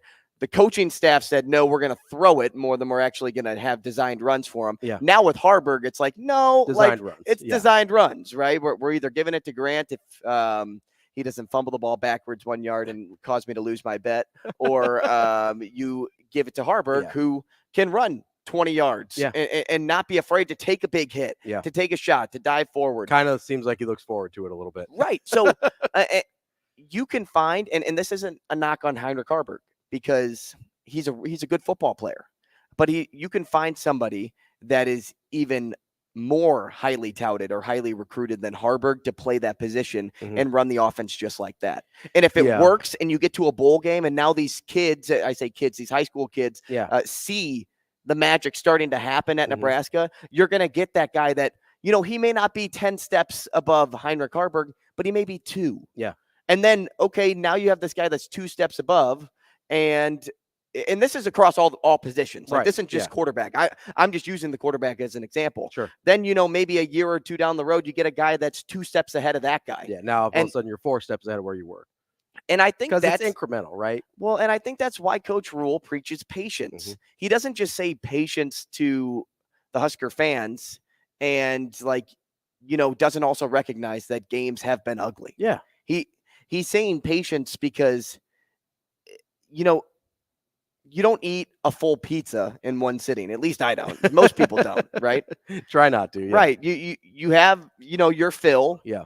And then you have a little bit more later. And you have a little bit more until it's over, right? And then, you get a new same thing. But you don't ever just eat it all at one time. You slowly get through it. And so when I hear him talk about patience, I want people to avoid jumping to well, we're 3-3, and oh my gosh, now we have to get to a bowl game. Now we have, because we're 500 now. We just have to get there because we're. He's not saying you have to be patient in that thought. Yeah. Right. But he's telling you to be patient in how the process is developing. Oh my gosh. And how you get from point A to point B. Yeah. You don't give somebody 8 years and expect them to get it done in 1. Right. Yeah. You would hope that they take strides at year 2 and 3. You want to see progress the whole time, right? But in year 1, you can't expect to be at the finish line. Yes. And for me, I know there's this, because it's like you were kind of talking about. It's patience in the recruiting and the implemental. You talk about implemental progress or incremental progress in terms of wins and what the football team looks like and all this, but it's in recruiting too, right? I know everybody kind of got obsessed with this idea of getting Dylan Rhule, right? Like over the summer before he committed to Georgia, and that would have been theoretically a guy, because we don't know what he's going to look like on a college football field yet, right? But theoretically a guy who would be that 10 steps ahead of Harburg or 8 steps ahead of Jeff Sims or whatever the number is, which with ever quarterback, right? But generally, you don't see a place like Nebraska, who is not currently winning at a high level, right, go from, hey, we've got this level quarterback with Heinrich Harburg. Now all of a sudden we've got an NFL guy in Dylan Rhule. You usually don't see it overnight that way. Sometimes at the programs that are winning at a big time level, you sometimes see that jump from year to year, and you see that huge improvement. You're like, hey, we finally got our guy. We're ready to go. But generally, whether it's on the offensive line, you take, hey, let's take 2 steps forward. Let's not worry about scoring on this play. Let's take 2 steps forward. Let's not worry about taking it to the house in year 1. Let's get 2 steps forward. And if you keep taking those 2 steps forward, you're going to end up 2-3 years down the line with a dramatically better football team from top to bottom. And so I am curious though, because you mentioned the kind of the different offense versus with Harburg versus Sims. I do think long term they probably want to run a little bit more of the Sims style offense with the running quarterback, but less dependent on the quarterback run. And I think that's the goal long term. Well, because that's what works in college football. Yeah, absolutely. Hey, you have a guy that can spread it around a little bit, but also mobile. Like 2 years ago when Navy's running every play. Yeah. Right? When I say running, like running. Like actually running. Yeah. And they're doing the RPO. Mhm. They're not a top 25 team. No. You just won't be. No. You have to have some semblance. I mean, you have to be effective moving the ball through the air to be a consistently good football team. And even if that's not, listen, I'm not saying you have to throw 40 times a game or even 30 times a game. Like, look at Michigan. There's a reason Coach Rhule brought them up as the model, right? Because they play hard-nosed, run-first defensive football. But, oh, yeah, they also have this 5-star quarterback named J.J. McCarthy. Mm-hmm. They also have this quarterback that's probably going to be an NFL draft pick in J.J. McCarthy. That is a total game changer for them.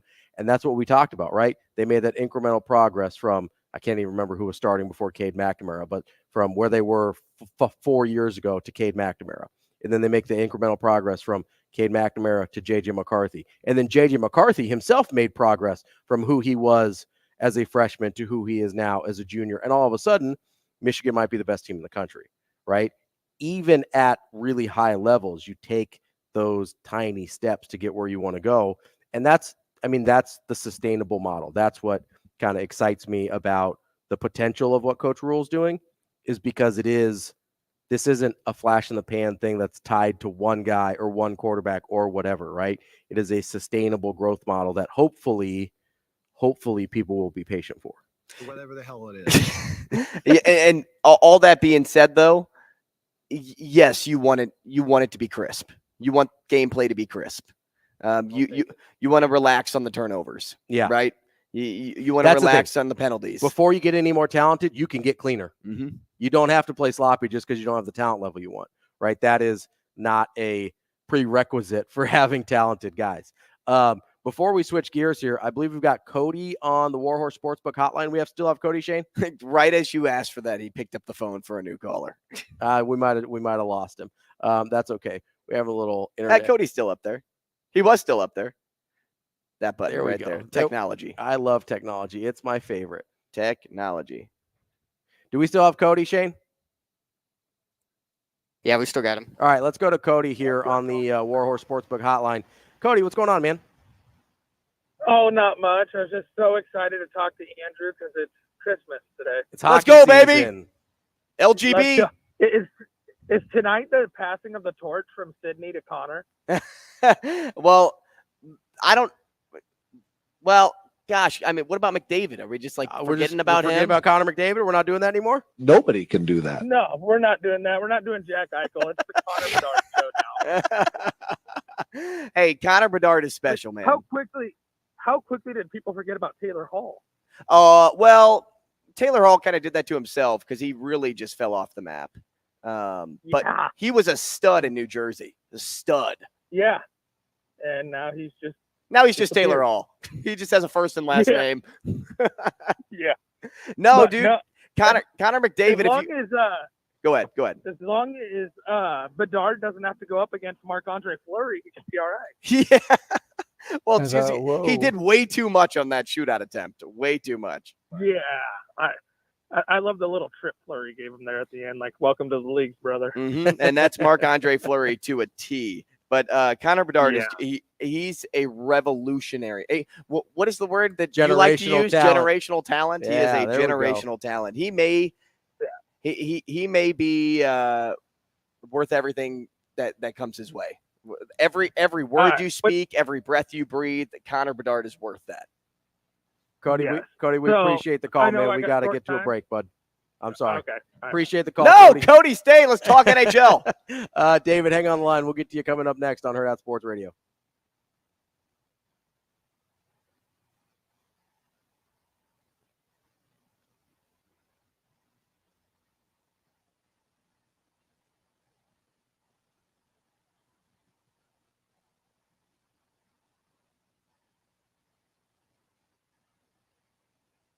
We will be back.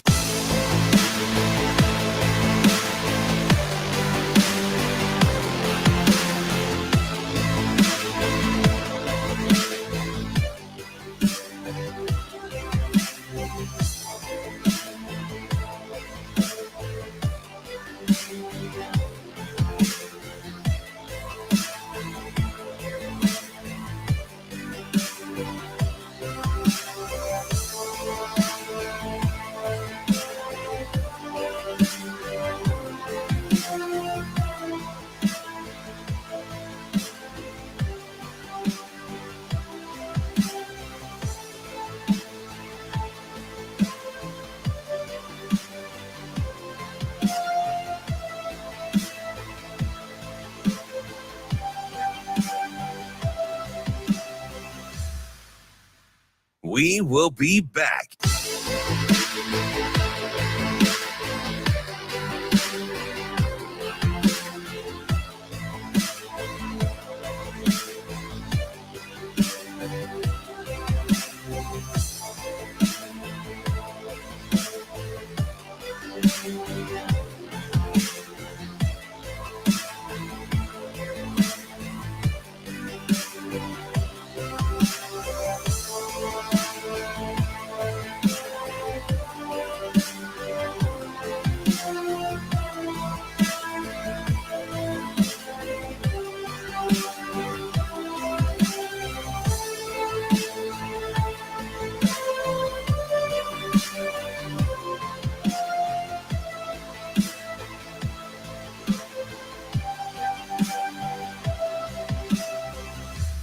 We will be back.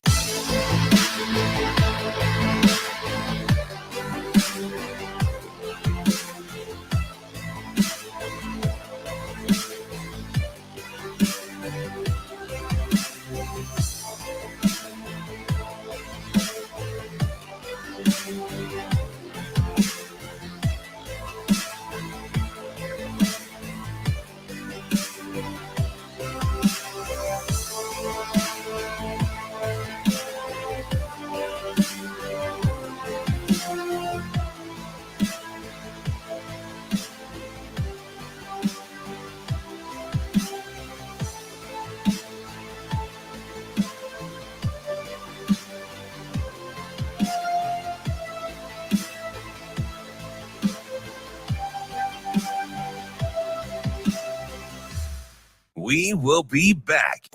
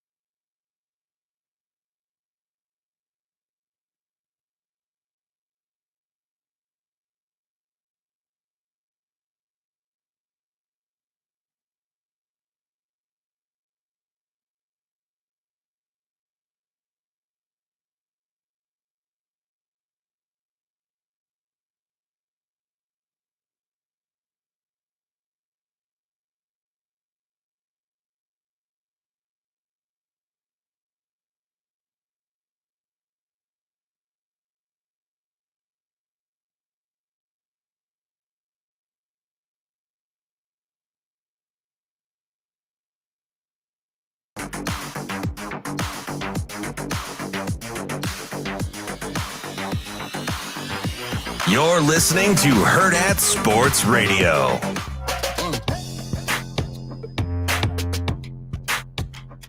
Welcome back to Hurrdat Sports Radio. I'm Ravi Lulla. Andrew Rogers and I have been furiously putting together a list for you. We got this going. We're putting together your Olympic flag football team. Theoretically, there's a chance that flag football could be included in the Olympics in 2028 or future years, which is a little goofy, but hey, this is what we do here. Before we get into some of the rankings we've got here, want to tell you about our good friends over at Pratt Dental. They are the only dentists in the state who are certified in the BioClear method, which can help correct many aesthetic dilemmas in a permanent and less invasive manner than traditional treatments. The Pratt Dental can be reached at 308-221-2800, and they can be found in North Platte, Nebraska. Make sure you check out our friends over at Pratt Dental. Pratt Dental, not in North Platte. There we go. There you go. A lot of Platte and Pratt getting a little, there we go. But appreciate our friends at AM 590 ESPN Omaha and ESPN Tri-Cities, and our friend David on the Warhorse Let's Sports get to him, hotline. and then you can finish typing up this information. I'm trying to get our thing together here. David, what do you want to talk about today, bud? Hey, what's happening, fellas? What's going on? Not much, man. Just I'm trying to get a little R&R on my day, my Ravi and Rogers. I'm happy I could suffice. Yeah, right. We got, I was sitting here wondering. I was listening to you guys talk about, the quarterback situation, and sitting here wondering. I wonder if there is anyone in the 2024 class that is mobile, doesn't turn the ball over, athletic, big, efficient with the ball. I wonder if there's anybody. Maybe even local. Maybe even local. Yeah. Local would probably be even better, wouldn't it? You would think so. You'd like that, wouldn't you? Let me guess. He's not committed to go anywhere yet. He is not committed yet either. I think he's been to Indiana recently. Just wondering if that's. I think this is wishful thinking, David. I don't know if anybody fits that bill, right, Ravi? Oh, wait a second. There's a guy over at about 90th and Pacific that looks a lot like what David's talking about. David, you just had to rile him up this morning. Sounds a lot like what you're describing to me, actually. So, but I wonder though too.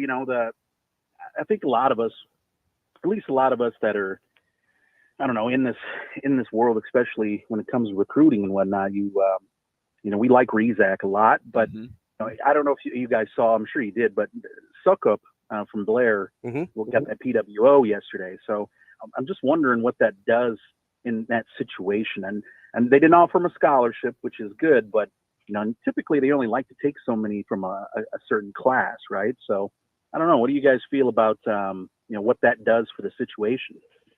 Yeah, David, appreciate the call. I think it certainly does complicate it in terms of if you're trying to bring in another quarterback there. I don't think it prevents it necessarily. The preferred walk-on guys generally with coaching staffs don't get counted the same way as a scholarship guy does. Honestly, your bigger issue is probably Nebraska being okay with taking 2 scholarship quarterbacks. So all of this is in terms of why they haven't offered Rizak or any other, giving him a big look. Yeah, or frankly, any other quarterback, right? Georgia is, Georgia's taken 2 quarterbacks out of the top 10 this year, including Dylan Raiola. Well, look what Texas has going for them. Yeah, they have Murphy. They have Manning. Manning may enter the transfer portal next year with how much they like that Murphy Right, kid. and obviously you've got Ewers who won the job outright the last couple of years after spending a year at Ohio State making some coin. There's no reason not to take multiple quarterbacks in my mind, but some staffs don't like doing it. Some quarterback recruits don't like having other quarterbacks in the class, which to me would be a red flag. If I'm recruiting a quarterback and listen, as long as I promise that, hey, the best guy's going to play, I don't have any preconceived notions about you and this kid and whoever else is in our room already are all going to get a fair shot to play, assuming you don't have some stud coming back, right? Then if a kid backs away from competition like that, maybe I'm okay. Maybe I'm okay passing. Competition is good, man. It's always good. It's good. It's good for everybody. And especially with the transfer rule the way it is now, there's no reason to be afraid of it. Back in the day where it was going to cost you a year to transfer and whatever, I could kind of understand it because it could really derail your college career a little bit if, say, a new coach came in and he had his pet quarterback and didn't give you a fair shake, whatever, right? You're in the wrong sport. If you don't like competition. If you don't want to even be a part of losing and your job. Who's the last guy you heard of, right? I'll wait. Who's the last guy you heard of that got handed a job, didn't have to fight for it, didn't have to earn it, and that worked out well for anybody? Let's not even just stick in the sport of football. Anywhere. Look in anywhere. Life. Yes. Broadcasting even. Anywhere. You can have all the resources in the world, right? Because more people have resources. Look, I worked my way up to where I am. On the radio by going through school, by going to different states and just finding my path that way. I didn't have a father that grew up. My father isn't Ian Eagle. Yeah, you don't have. And that's not taking a shot at Noah Eagle. Jeez. Noah Eagle. There we go. I notice how I put the Ian in the Eagle. That's not taking a shot at Noah Eagle, but he went straight from college Yeah, he had to calling NBA games on the radio. Easier path. But that doesn't take away the fact that he isn't good. awesome at what He's he does. still really awesome right? at it, You yeah. have to be good at what you Yeah. do. Some people just have more resources than others. It's the same thing in recruiting. Yeah. Right? Did your dad play? Did your dad not play? Did he play for this team? Does he know the coach? Like, can he get you in? Is that one Even thing? like, Or are you from a high school that has a good relationship with the Mhm. university? Are you from powerhouse? Like, if you're at IMG, you've got a better shot at getting recruited than you do just from a regular public school, right? competition is everywhere. Yes. And everybody's journey is different, but that's what makes you who you are. Think about the quarterbacks that they have in the room right now. Jeff Sims was once the top quarterback recruit, maybe not the top, but he was one very of the highly tops, touted, really highly right? One touted of the quarterback top recruit. quarterback recruits in the Yeah. country, goes to Georgia Tech, plays right away, Mhm. and just never really found his stride, right? And Then he never had anybody challenge him for the job either, because at Georgia Tech they couldn't get another guy of his caliber. Then he goes to Nebraska and still just never amounted to maybe the hype that followed him. That doesn't mean that he's not a great teammate, because on the sidelines he looks like a great one teammate. of the best teammates Yeah. out there for Harburg. But then you look at Harburg's story. Harburg came from a small school in Nebraska, right?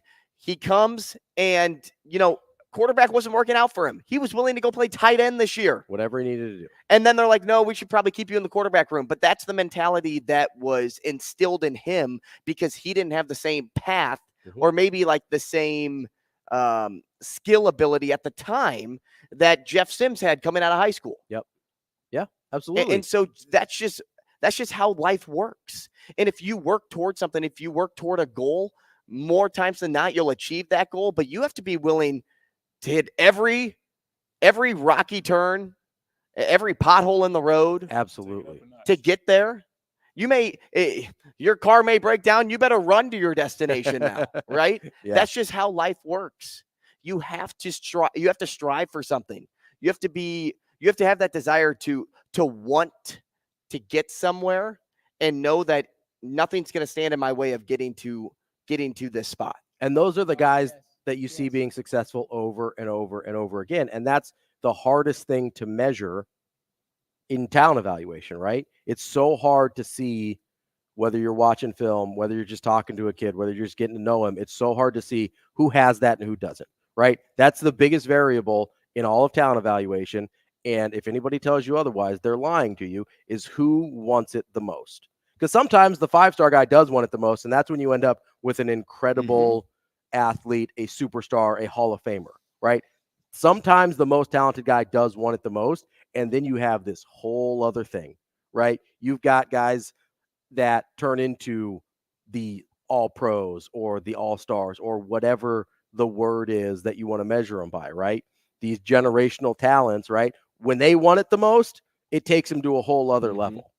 Now, if you're talking about a guy, I mean, take it out of Nebraska.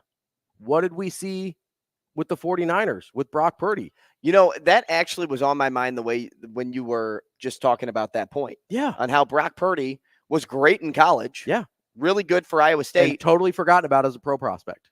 Totally. We talked about this a little bit yesterday with Avery, is just totally disregarded as a pro prospect. But what did he do when he got into that system? He didn't let the 3rd overall pick in the NFL draft push him out. Or the quarterback who'd already been to a Super Bowl with that franchise. Right? Right. Jimmy G wasn't highly touted, was highly paid, and had already been to a Super Bowl with the 49ers. He put his head down. He went to work. And when he got a shot, what did he do? Never Didn't let let it that go. job out of his hands again. He never lost a regular season game. Still hasn't. We'll see. I'm sure he will eventually, but today is not that day. We will be back. We are halfway through the show. We will be already. We're flying through this thing, and I think I have my list done. So we'll get to that in the 9 o'clock hour. Let's do it for our ideal 7-on-7 Olympic football team. We'll have all that and more coming up next here on Hurrdat Sports Radio.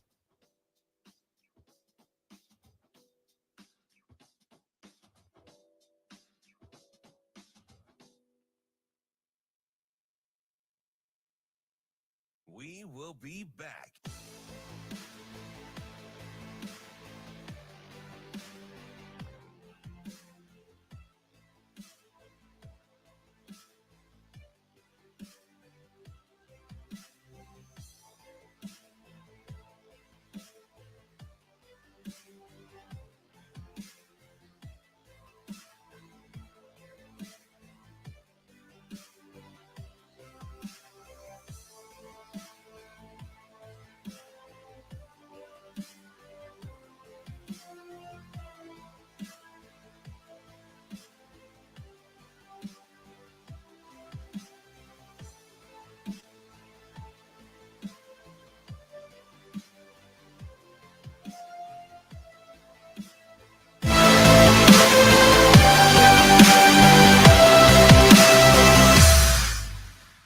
We will be back.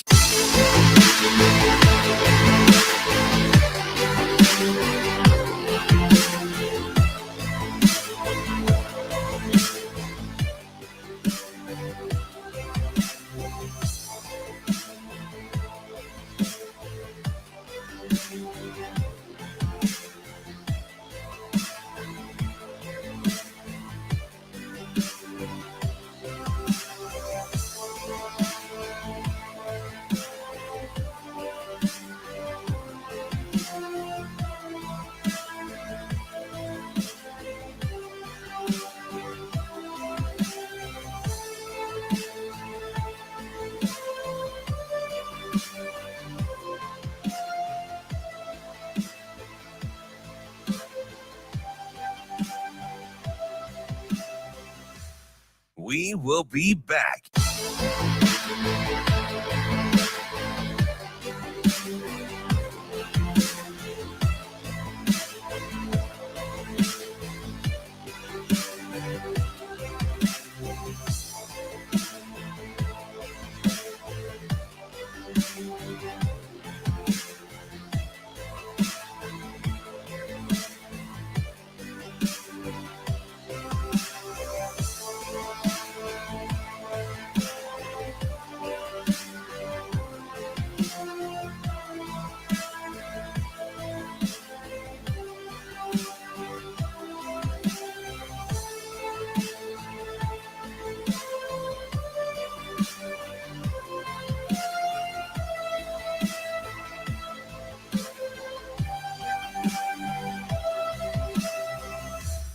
We will be back.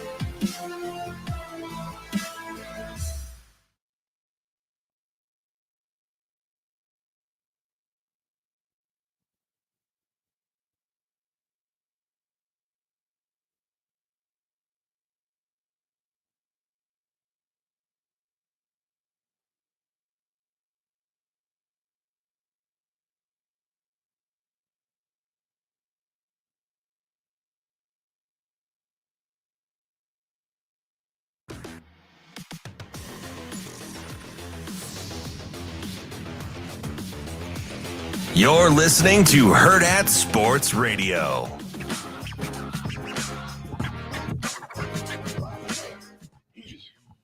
Welcome back as we wrap up hour number 2 here on Hurrdat Sports Radio. I'm Ravi Lulla. Andrew Rogers here with me. And before we get to the next bit of nonsense we have scheduled for you here today, I want to tell you about our friends over at Rockbrook Camera.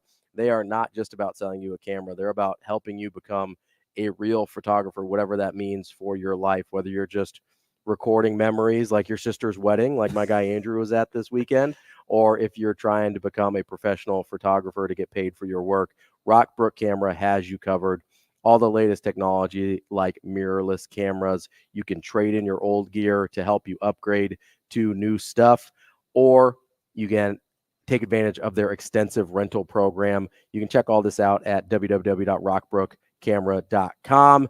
Also, you can check them out 168th and West Center in Omaha or 70th and Pioneer in Lincoln. You know, speaking of video recording. Yes. I tossed around the idea of attaching a GoPro to, like, you know how they do that at weddings, like on a fireball handle or you know, something else.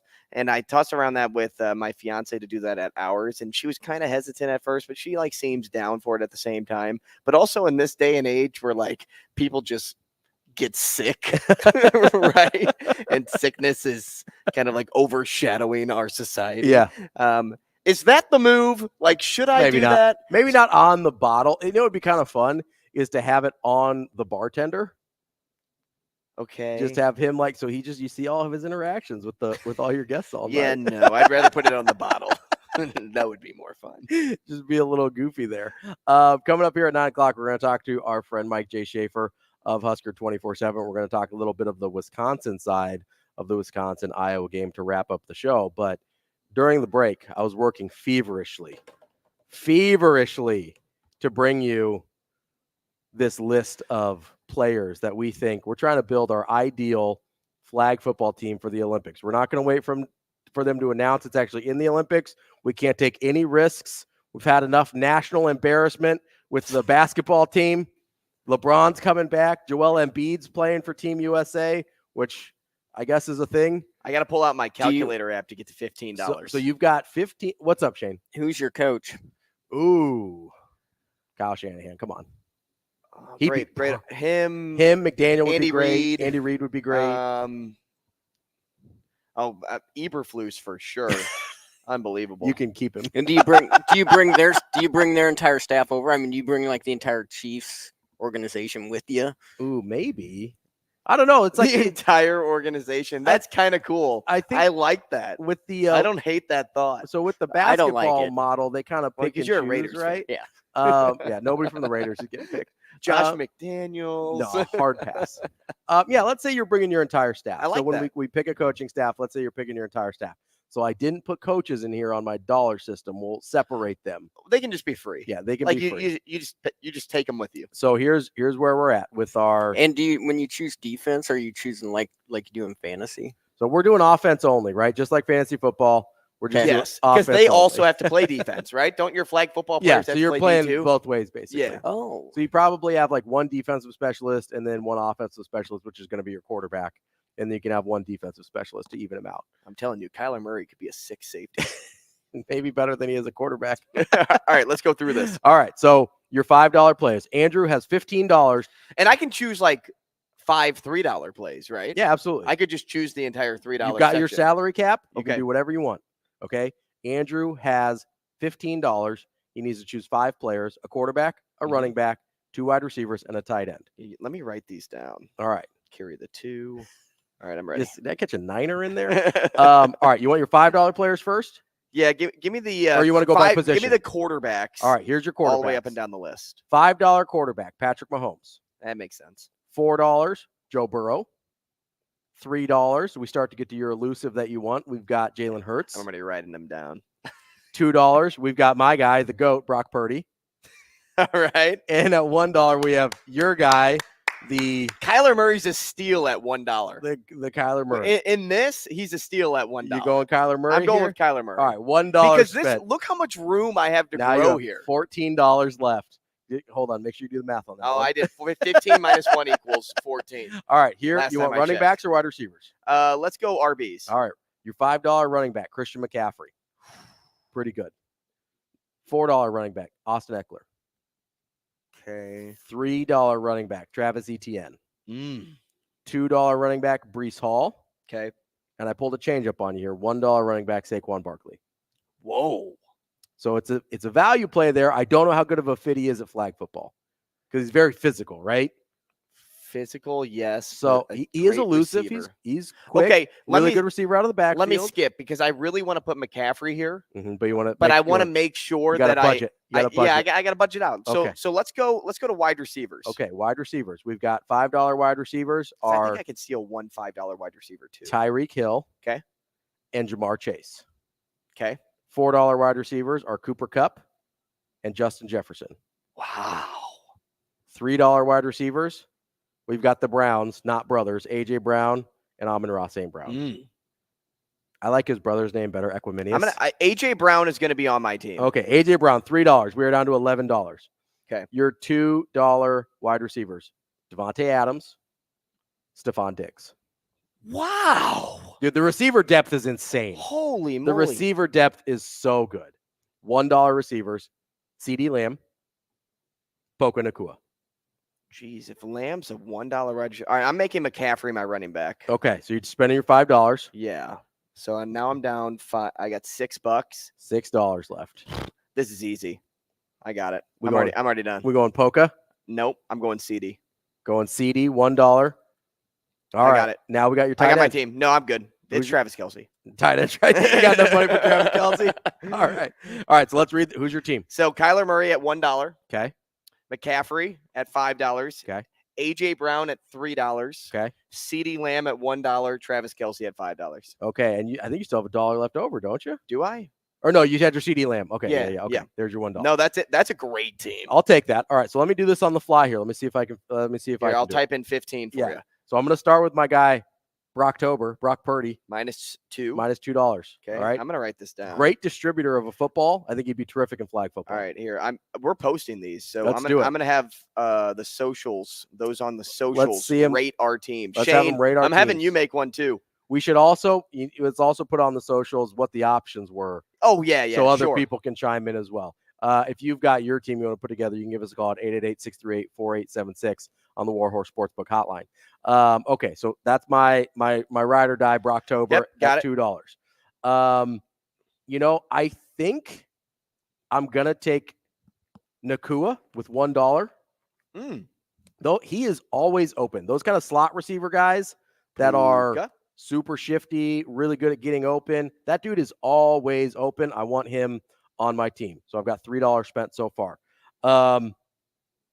Man, let's see who I want here for I think I am going to go Christian McCaffrey. Wow. Okay, so here we go. MC. Selfish. It is selfish. Okay, I like my 49ers. -1. You have $7 to play with for one more wide receiver and one tight end. Oh no, I said Polka. Oh no, I got one more. One more. So I've got $7. All right, let's see who we got here. So my options, I could go. I kind of want to go Tyreek Hill to take the top off of the D.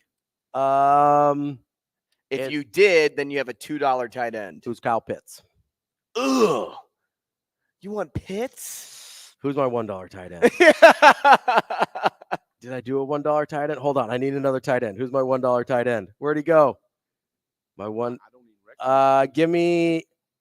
Is Laporta a $1 tight end? We can make him a $1 tight end. Hold on. Let me look at my options real quick on $1 tight ends. I forgot to put a $1 tight end. Do you have to use all your money? I don't think so. I mean, I don't know. I can always upgrade somewhere else. I don't think I want Pitts. Although I do think he'd be good at flag football.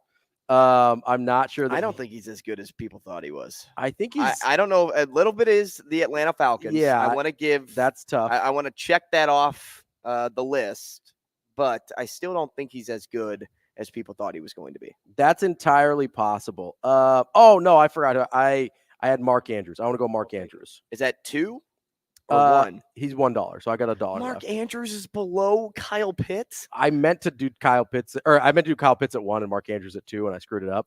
So we can call Mark Andrews my $2 tight end. We're gonna fix this here. Andrews is 2. Yeah. Pitts is 1. This makes a lot more sense. There we go. I got it. Listen, Okay. I was doing this on the fly. Team. I had like 3 minutes. Give me a break. Decent team. All right. Shane's up. Let's get Shane in here. Shane, what do you think? I don't know. I mean, we're going to break here. So. No, naturally. Here he goes. I bet in 1 minute you could come up with a team. He's going to take the whole break and come up with somebody. All right. Quarterback, Jimmy Garoppolo. Running back, Josh Jacobs. Devontae Adams. Hunter Renfrow and Devontae Adams. Jacoby Myers. And tight end. He still loves this guy even though he left. Darren Waller. There'd probably be a few Lions I'd probably take in there. Oh, you could do Jerry. Amon-Ra. Okay, let's go on. Yep. All right, here we're gonna do Amon-Ra, St. Brown. Amazing Daniel on YouTube. He missed the setup, so he's so confused at what we're doing right now. So Amazing Daniel, there's a rumor that the Olympic Committee is considering flag football for the Olympics, and so we're putting together in one of those social media style. You have $15 to make a team deals. We're putting together just a little fantasy flag football team. Ken says McCaffrey, Hill, and Purdy. The rest doesn't matter. Well, Shane, what do you think quarterback wise? Like people under 48 inches? Because Kyler Murray would fit perfect in that category. He would be pretty solid at that. We have 7 total guys on the team, correct? Like five total guys on the team.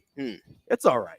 Because Shane, one guy has to snap, right? Okay. Yeah, so we've got 5 total guys that we're picking. On an actual team, it would be 7. Right. Yeah. We'll figure it out later. You'll be all right, Shane. We're just kidding. Oh, the only person I'm putting in on social media for Shane is St. Brown because he's alive. That's the only That's one. the only guy. Coming up next, we got Mike Schaefer from Husker 24/7.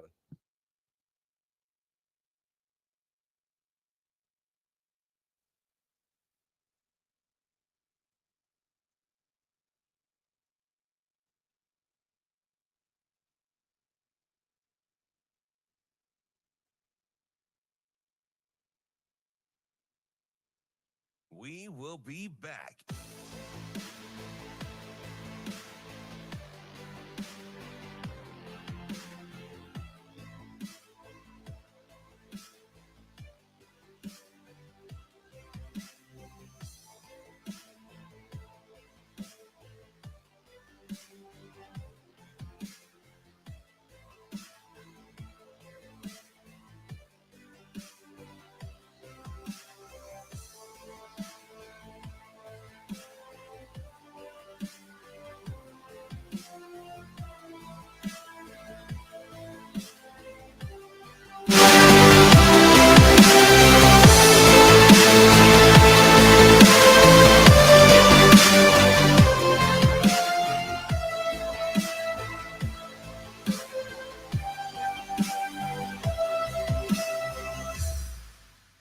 We will be back.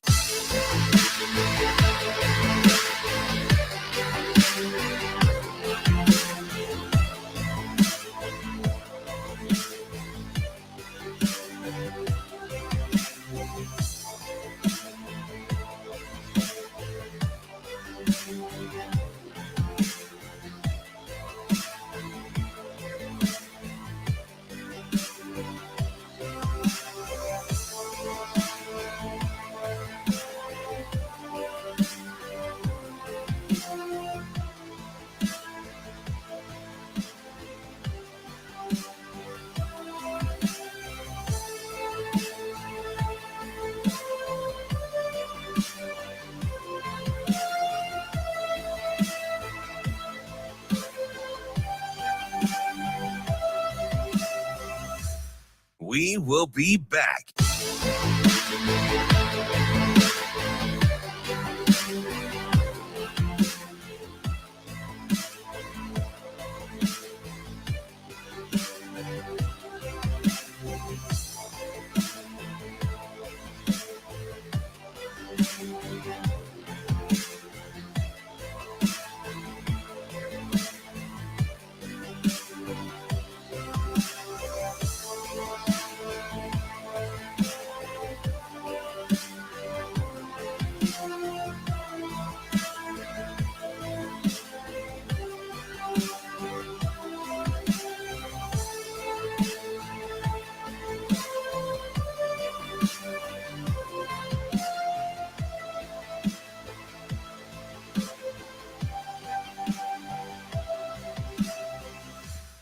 We will be back.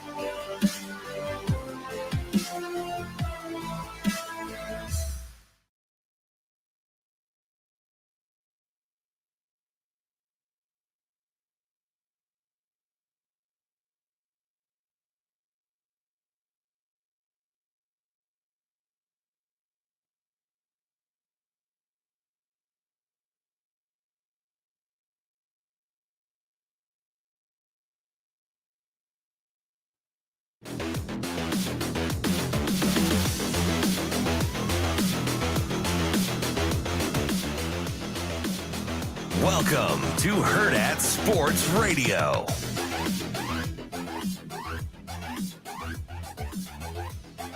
Welcome back to Hurrdat Sports Radio. We are here with you on AM 590 ESPN Omaha, ESPN Tri-Cities, and joining now on the 9 o'clock hour, KFOR in Lincoln. I'm Ravi Lulla. Andrew Rogers here with me today.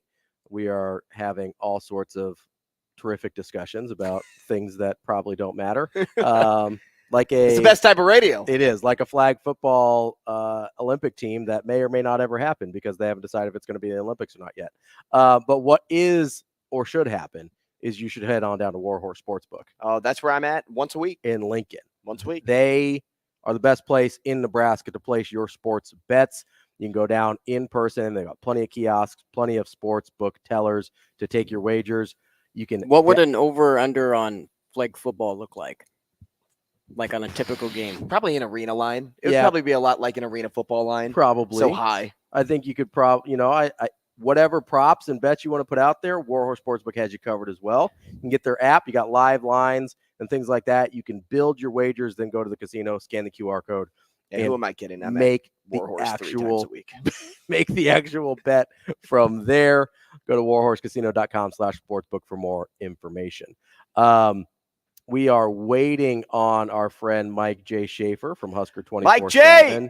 Schaefer, put out the bat signal for Schaefer. Come on now. Caw. I don't know. Is that it? Is that the Schaefer signal? I don't know if that's. Does he respond to bird calls? Oh, look, there is. No, I'm just kidding. Hey, if that worked, that's incredible. You and Schaefer have a connection I didn't even know about. Just the bird calls to each other. Gosh, when I talked with Schaefer, this was a couple of months ago. He was doing interviews of media members in town, like just across the board. And he asked if I would hop on the podcast with him. And we had some good conversation there, which we can have more of because he's back. He answered the call. He answered the bird call. We appreciate Mike J. Schaefer for joining us as always. Schaefer, what's going on, man? Oh, not much. How we doing? Schaefer, what's going on, my guy? It's been a minute, Andrew. How are you feeling about the Justin Fields revolution? This always happens, like for 6 games. You'll get 6 good weeks out of Justin Fields, and that's about it. But let's also not skip past that. The Bears beat 2 bad teams. Very bad. Washington is not a good team. No. And the team before that was, he didn't beat Denver. No, but should have. Yeah, they should have beat Denver, but he played well in that game. He did play. The good news is their high school offense can go up against Minnesota's defense here this week. And Can't wait. They have a chance of winning that game. So I was the most excited person the Bears won last week because it means that their first win wouldn't be against Minnesota this week. So in essence, everybody was happy, Do we still have the 1 and 2 pick locked up right now temporarily? Essentially. Yeah, I think so. With the Carolina pick. Yeah. Is there, I think I asked this question last week or I was thinking about it. Is there a franchise you would trust less with the first 2 picks in a draft than the Bears in any sport? The St. Louis Rams. Is there a choice? Is there any franchise? Can we get in a time machine and take like the 1990s Clippers or yes, something? That would be bad. Yeah, 90s Clippers would not be well equipped. Today, the answer might be the Bears. It's up there. That's tough. Not to make you more depressed about your football team or anything. Yeah, can't wait till April. Well, knowing the 49ers, they'd pick somebody with the first or second pick. It'd be a total bust, and then they'd get somebody in the 7th round. Here's how this will go. They'll have the first overall pick, but Caleb Williams won't want to go there. Yeah, so because he already openly stated that he'll go only back play to for college. 5 teams. He'll go back to college. Go play for Lincoln again another year. Correct. So the Bears will keep Fields, and then they'll trade the number 1 pick. And they're going to want to get Marvin Harrison, right? That's going to be what the Bears want. And then whoever gets the number 1 pick is going to draft Marvin Harrison from underneath them.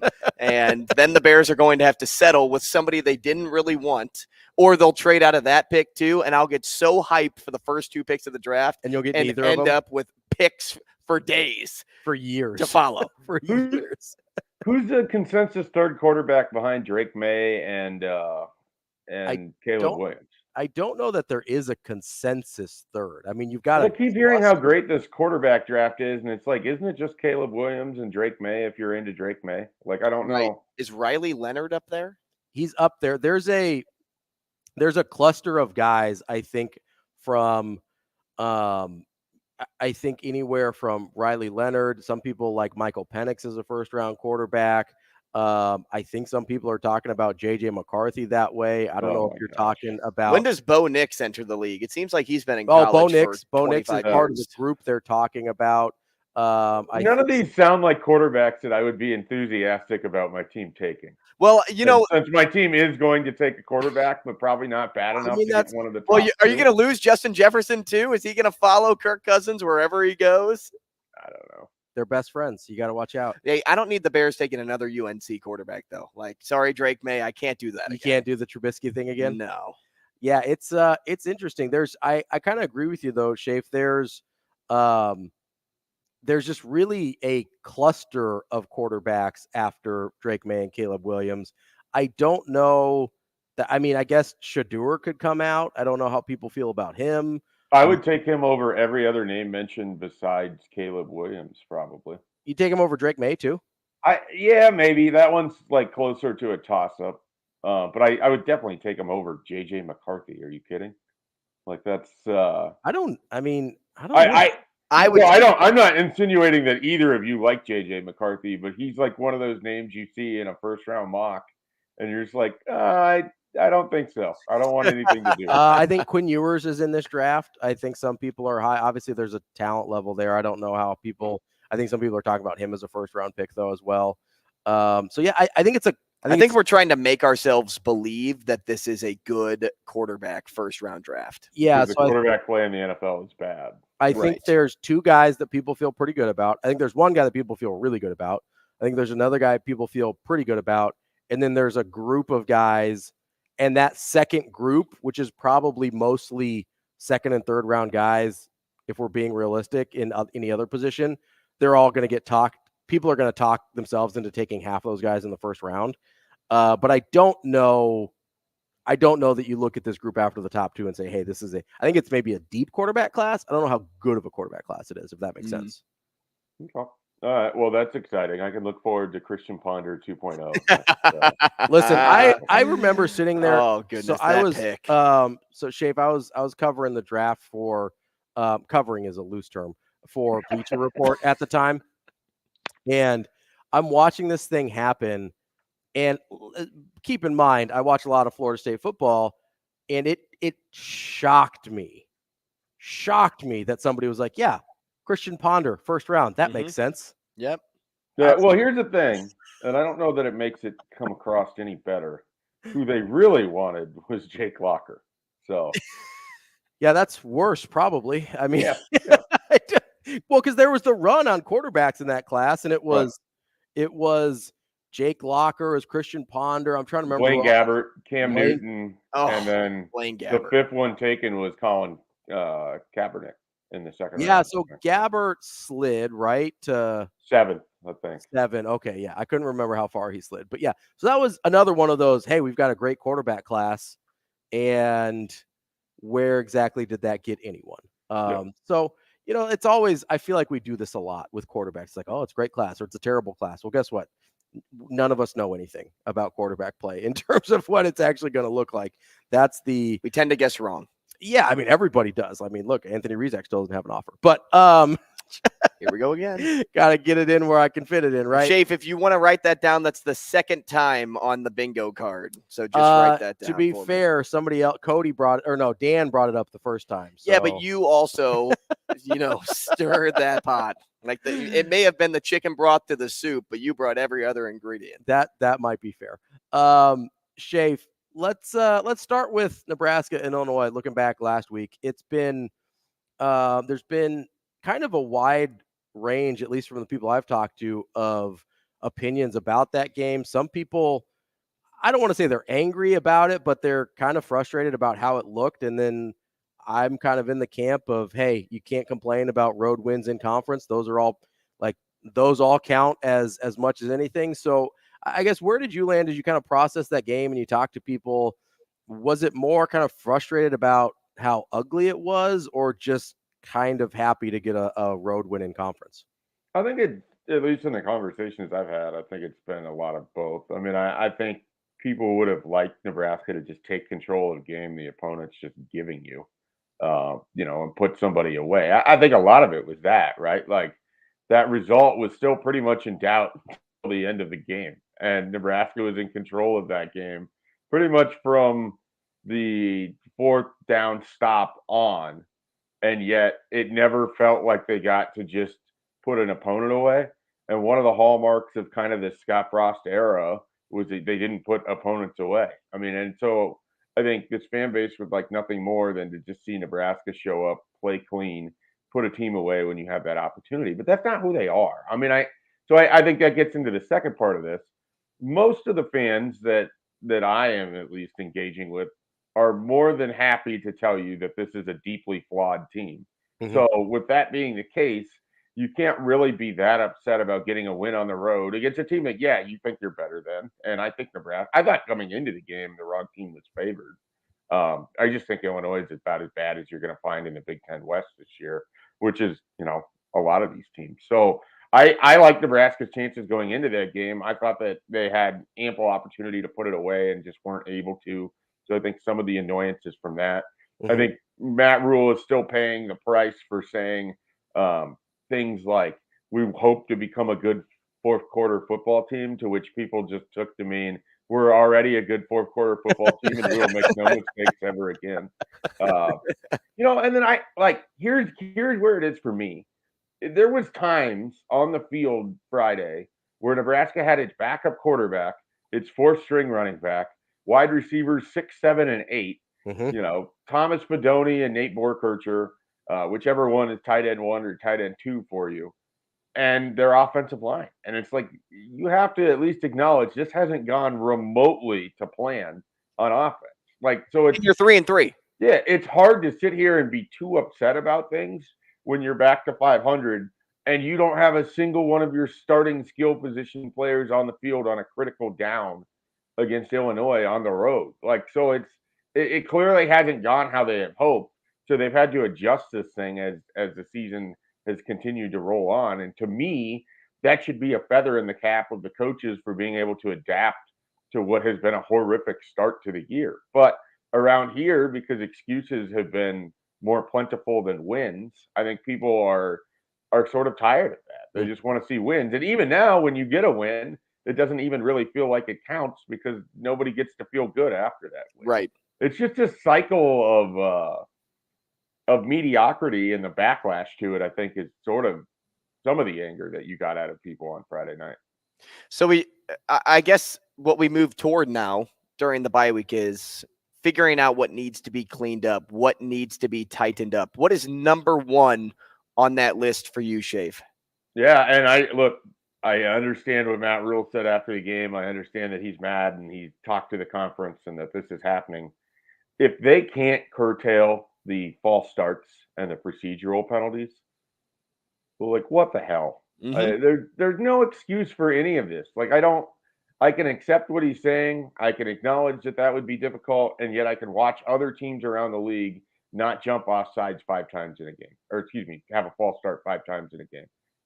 Get lined up, so it's the fact that we're in game 7 of this season and we are still seeing a Nebraska team struggle to line up and get a snap off without a pre-snap penalty or just having guys lined up correctly. Like, that's a little bit frustrating. And to me, there's no element of excuse for it. Like, that's something you can control. You can't control that you have to play your number 7 wide receiver, your number 4 running back, or whatever it is, number 5 running back in some cases. You can't necessarily control that. You can control your ability to line up and play football as you're instructed to do. And I just think too many of their mistakes on offense are sometimes self-inflicted, that if you clean some of that up, this team is hardly capable of getting you 325 yards on a normal night. Don't make them try to get you an additional 5 yards every third play. That's not a recipe for success. So to me, that's something they can absolutely control and should be getting better at. And it doesn't feel like they are at this point. Schaefer, so if it's the head coach during this bye week, you're focusing way more on cleaning things up versus maybe trying to get Heinrich Haarberg more comfortable. I mean, maybe you can do both. I guess my question is, how much do you think can reasonably be accomplished in the bye week, whether it's even just trying to clean those things up, which I assume they've been working on since fall camp? I guess just what's a reasonable expectation of of change and adjustment in a single week. I don't tend to look at the bye week as an opportunity to really revolutionize what you're doing. And maybe that's the wrong way to look at it. But to me, and especially in college, the bye week is an opportunity to sort of like reset where you're at mentally, give yourself a little bit of a break and get prepared for the final 6 weeks of the season. Physically, give yourself somewhat of a break. But I mean, I tend to believe that 6 weeks into the season, you sort of are the version that you're going to be, at least from a schematic standpoint. Mm-hmm. I don't know that there's anything that's going to occur in a 2-week stretch that's going to allow Heinrich Haarberg to come out and start playing the position in a way that is just going to get everybody on board with it. Like, I think there's going to be an element of his game that sort of feels like it's somehow both at its best and worst when he has to freestyle a play. And there's times where Friday was tough because I think the conditions played into it. But there was times on Friday where he had to work through progressions and he made the right read, and so it's not we're seeing competent quarterback play from him at times, but it's also hard because there's no margin for error. There's no one else that he can really rely on. So I guess I don't know what I would expect to change in those 2 weeks, and we'll see if this isn't an opportunity for them to try to roll Jeff Sims back into the picture. I mean, depending on where that ankle is at, his mobility. Because to me, if he's not able to move with his feet, you got to keep playing Heinrich Haarberg. Like, I just think that's the biggest thing. I don't care if his arm might be slightly better. It doesn't. This offense lives and dies on the quarterback run game, and it will for the next 6 weeks. So you're going to need both of those guys at some point. Schaefer, I'm reading a comment that just came in, and Shane, can you pull up that last comment from Dion? He said, I think Frost's leftovers are not very intelligent. And I don't want to strike it that much in regards to incompetency, but maybe we twist the question this way. Can the ugliness also be attributed that it isn't fully like Matt Rhule's team that he created from scratch? Or, once he does get all the bodies that he recruited in the room, do you think all that stuff will kind of figure itself out? Or is that something you just have to work through in college football? I think it's something that you just end up working through. I mean, some of it stems from, if you look at the people that are in the positions that they're in, like those names I all rattled off. That was the 5th college football game for Heinrich Haarberg. That was the first real snaps for Emmett Johnson in a meaningful situation. Same for Jaden Dawson, Malachi Coleman, Alex Bullocks. It's like his 6th. So there's a lot of inexperience there. And yet some of where these mistakes are coming from are from some of your offensive linemen that have been, in plenty of college games, have been around the block. So some of it is inexperience. Some of it is lackadaisical. I think it all kind of works together. I think that they are at a bit of a talent deficit on offense. And so to me, that's what makes those penalties even more frustrating. You have less of a margin that you can just give away yards in other teams. So you have to be better in the margins, if you will. Nebraska needs to win the penalties battle more often than not because they don't have the offense that can just get those yards back easily. Like they have more to gain by playing clean football than a team with a more competent offense. So all of that to say, there's a lot that works into this. I don't know that it's just a competency thing. But a lot of it to me is just a combination of inexperience, talent, maybe some lackadaisicalness on the fundamentals of what you're supposed to do. And a lot of it is they're a transition program. They're playing like a transition program. This isn't what I expect Nebraska football to look like in 2024 or 2025. But it's what it looks like when you're just trying to get to 6 wins on a schedule where it's right there in front of you. And you're doing everything you can just to have more points than the other team. And I can accept that being ugly. And I can accept that not being what the program's going to look like, but they still have to get better in the things that they could do.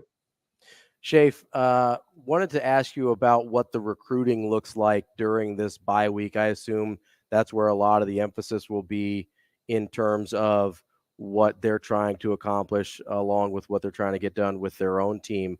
What does the recruiting schedule look like for some of these guys? And I guess, are you expecting any kind of visits or anything like that on the horizon? Yeah, I think the interesting thing, and I'll be 100% honest. It's not like I have the schedule of what they're going to do in front of me. So this is some slightly educated hypothesis as to what might happen this week. Sure. But the single thing that I'm going to be most focused on is, are we going to see them pop up with new targets, or is a lot of this week getting out, seeing some of your commits, making sure those guys still feel good about things, getting down to Miami where Ja'Cory Barney has a visit to Arizona in November. And, he's been going to the University of Miami off and on for visits. I mean, is it as simple as just getting down there and making sure a kid that's going to be an early enrollee is locked in with you because you need Ja'Cory Barney in January in order to help your offense move forward? Is it getting down to Lancaster and visiting Kawan Lacey, where, oh, by the way, Lane Kiffin on his bye week just happened to stop by the school on Monday? So some of it to me is making sure that you're re-recruiting Carter Nelson. Are we going to see him on the sidelines at USC, Notre Dame? There seems to be some belief that that's a possibility. So some of this week to me is making sure your house is in order, more so than maybe trying to find some new players on the horizon. Now, you can do two things at once. You can get to these spots when we're talking about going to Miami and Dallas. Guess what? There's a lot of other schools that you can hit there too. And you can see some 25s and 26s and of that nature. I'm not expecting a lot of new 24s to appear, but as soon as I say things like that, Matt Rhule is the kind of guy under a rock in Texas that nobody's seen, that 24/7 sports analysts fall in love with. So, I mean, I should know better than to say those types of things, but I am anticipating this to be more of a clean up what your house kind of looks like, and then transition a little bit to 25s and 26s. Iron sharpens iron. Schaefer, I'm curious, with the 2024 class sitting where it's at 26 commits, how big are you expecting this class to get? Is it kind of just, hey, they'll find whatever guys they like and figure out the numbers later? I guess, what are you expecting this final class to look like? Yeah, with the way that this is set up, I think a lot of it is just take what you want and then figure out the numbers as you need to. And so, they took some developmental chances in the last class. I wouldn't be surprised if some of those guys move on pretty quickly if it is apparent that they're not going to be able to play wide receiver or defensive back or something based on, just athletic guesses of them. So I would look for this to be a class in the 30s. I think there's still a few more high school guys they want. And then, of course, they're going to have to get involved in the transfer portal too. And we're just kind of in that age where, that 25 number just means nothing anymore. So they'll take what they want and they'll try to shoehorn it into the roster as they need to. You can extend out scholarships with NIL easier than ever now. And we've seen them do that already. That's Mike J. Schaefer from Husker 24/7 Sports. Schaefer, we appreciate it as always. We'll catch you again next week. Thanks, Schaefer. All right, guys. Have a good one. Try and stay busy out there, Schaefer. I know it's try and stay busy. That guy, that time of year. I don't think he has to try. Well, He just stays. He does stay busy.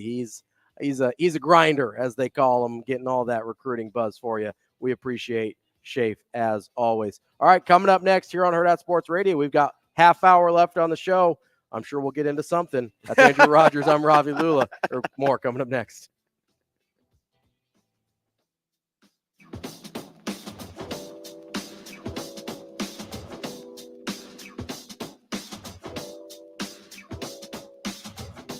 We will be back.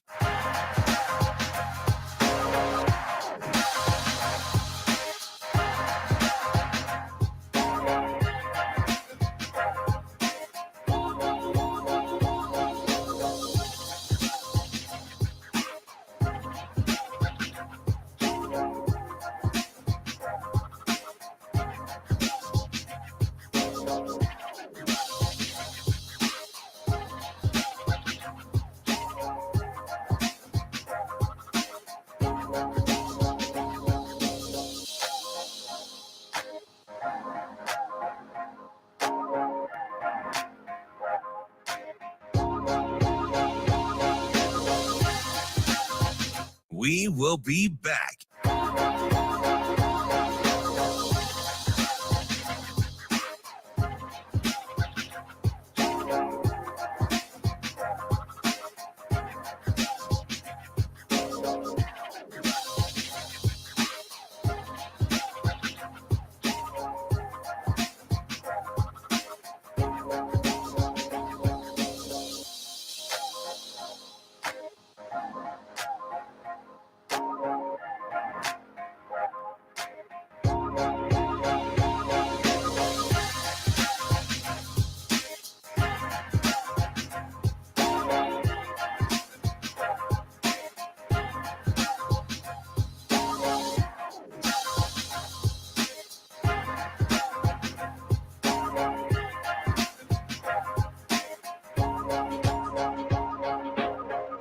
We will be back.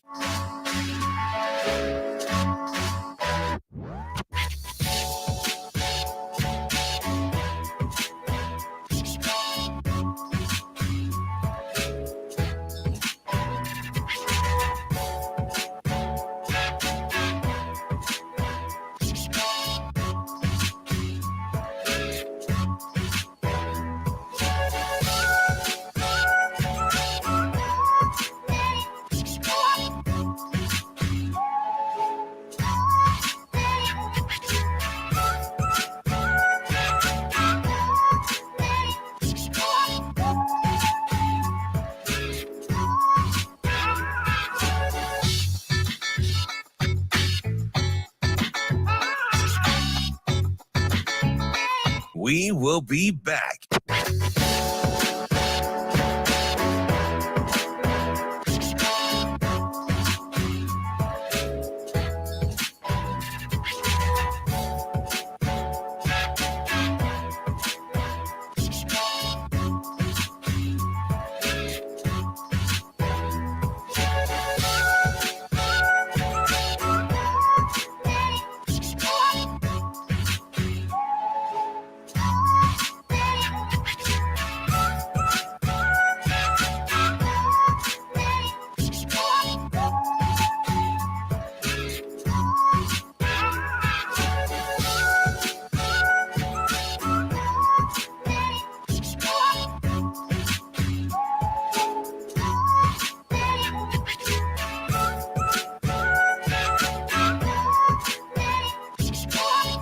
We will be back.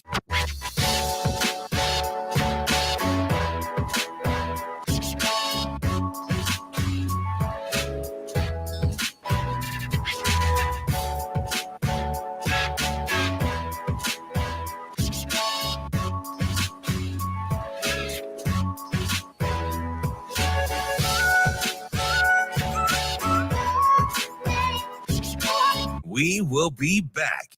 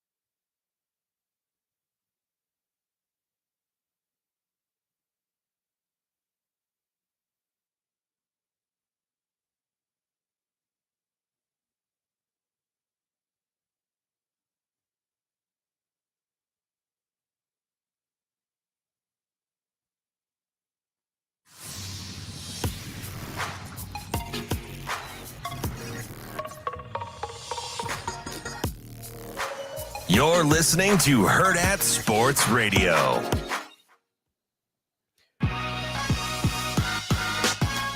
Welcome back to Hurrdat Sports Radio. I'm Ravi Lulla. That's Andrew Rogers. Yo! Got a half hour left here with you on AM 590, ESPN Omaha, ESPN Tri-Cities, and KFOR in Lincoln.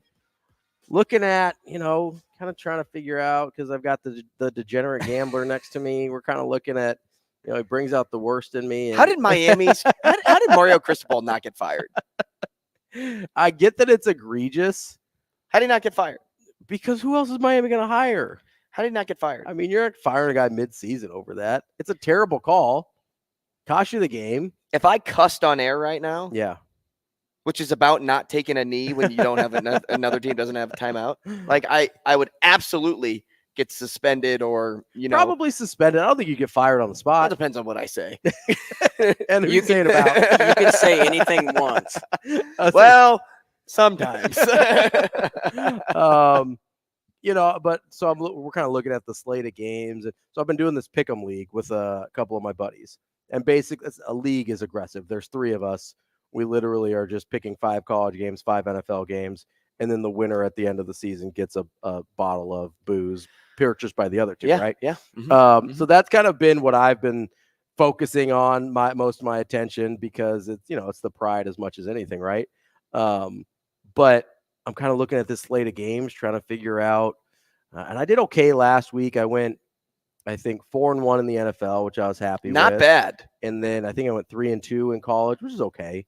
Well, anytime you're in the winning, listen, above 500, column, which yeah. my first week was brutal, just awful. So I've been digging out of a hole ever since then.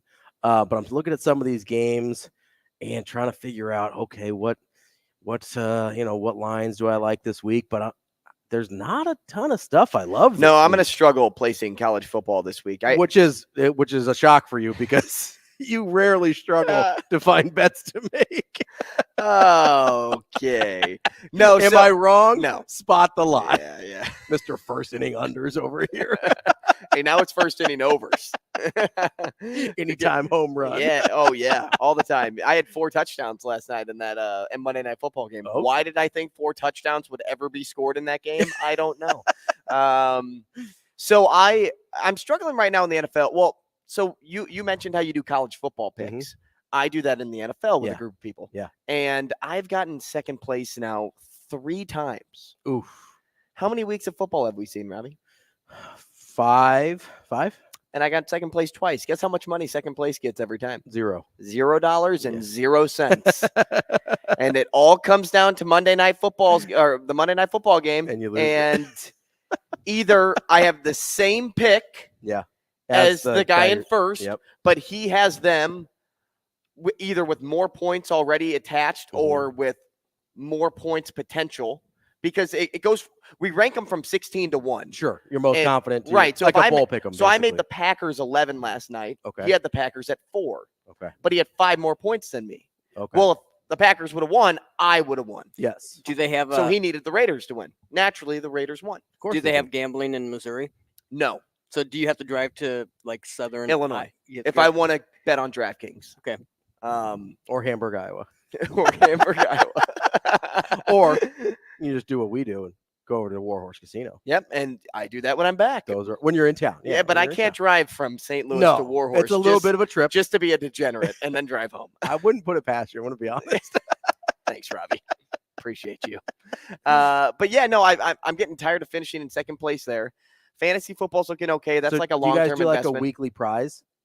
Yeah, so everybody puts $10 in each week. Okay, so the winner gets the right. So if that's 9 people play, right? You end up winning 70 because, well, you end up winning 80 technically because you put in the 10. So. Well, and also he keeps the 10 for the next week. Sure. Gotcha. So he'll send you 8, whatever. Gotcha. Okay, a little pick'em league. I like it. So I started getting into the Sleeper app.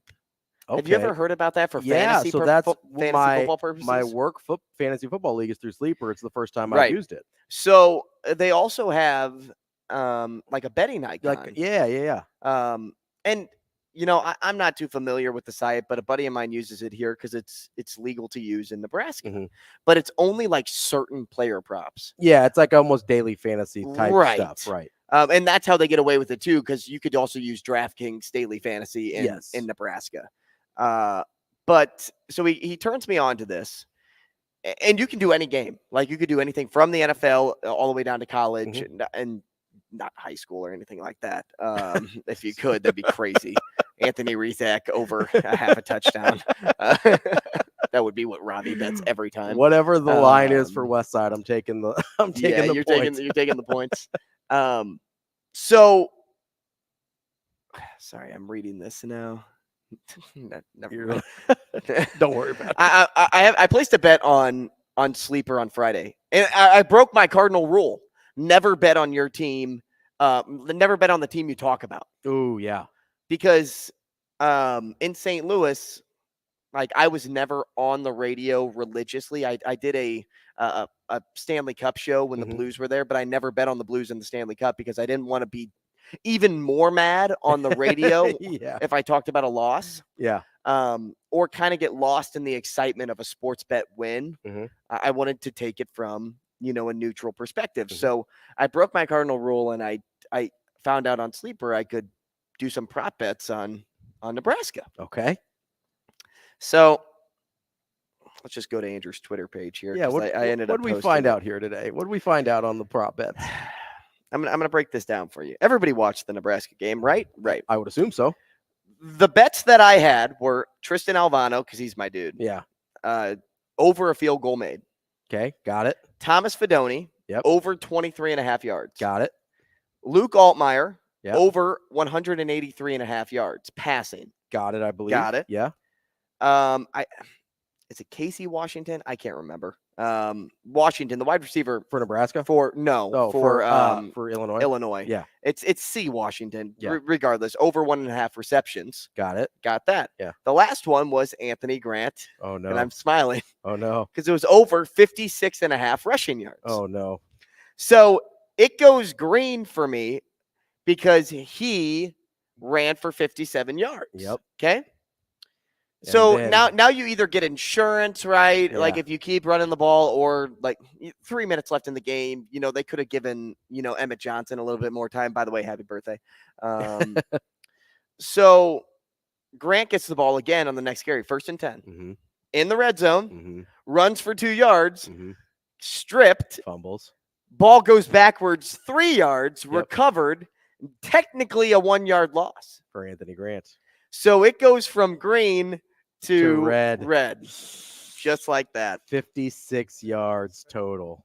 15 to win 167. How about that?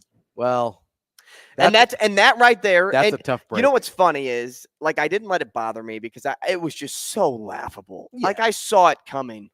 I saw it coming from a mile away. I knew I was going to sweat that thing, especially when he went out with injury. You've had a couple of doozies like that in the past. Oh, tons of doozies. Yeah. So, I just laugh about it. So I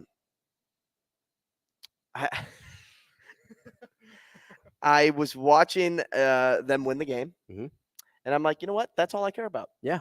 That's all I care about is the win. And normally when I bet against people, like if I bet for another team, normally they end up losing. Sure. So in Nebraska's case, I'm just going to start betting on every team they're playing. There you go. And you know what? We're undefeated the rest of the year. We're going 9-3. 9-3, baby. Let's go right now. Right to Indianapolis for the Big Ten championship. We don't have game. anybody hard to play left, right? Maryland.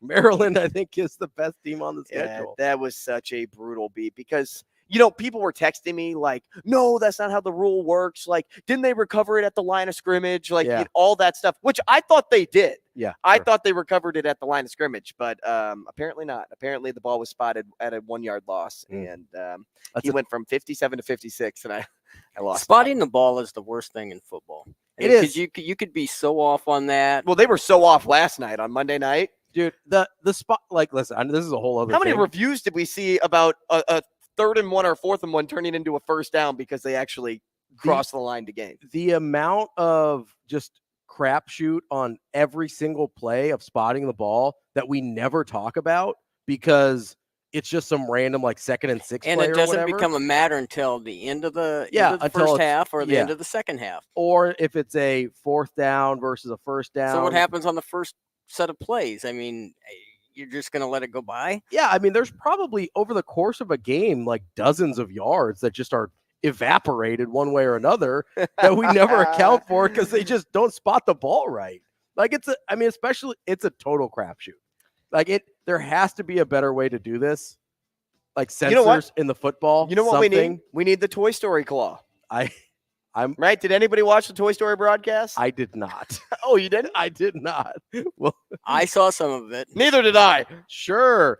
We'll talk about that over the break. We'll wrap up the show on Hurrdat Sports Radio next.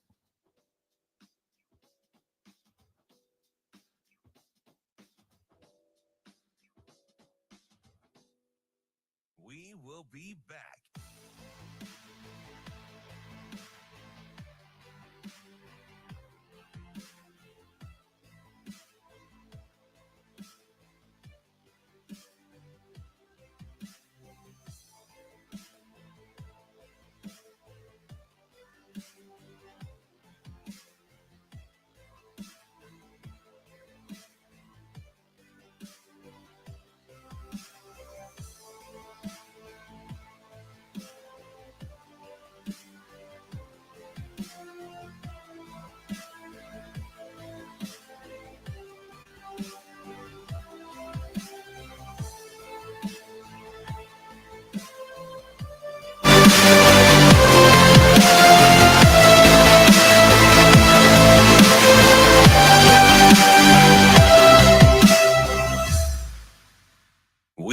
be back.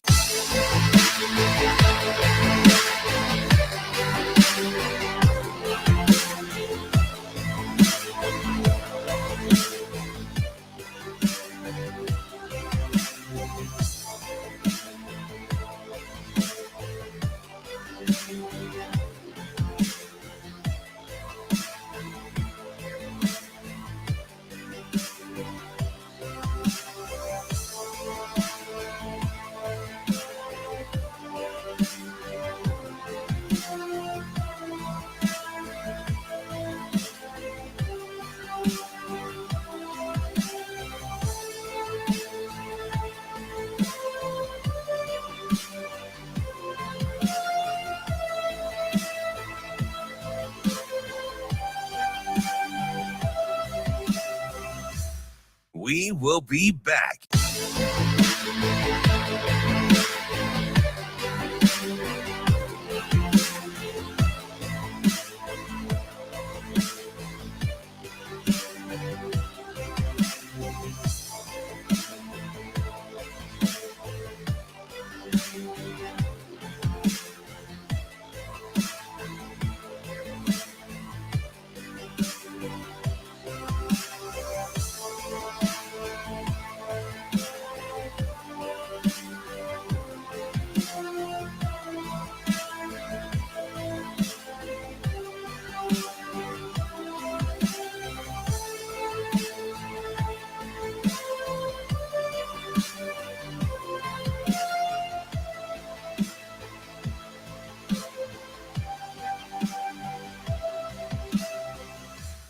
We will be back.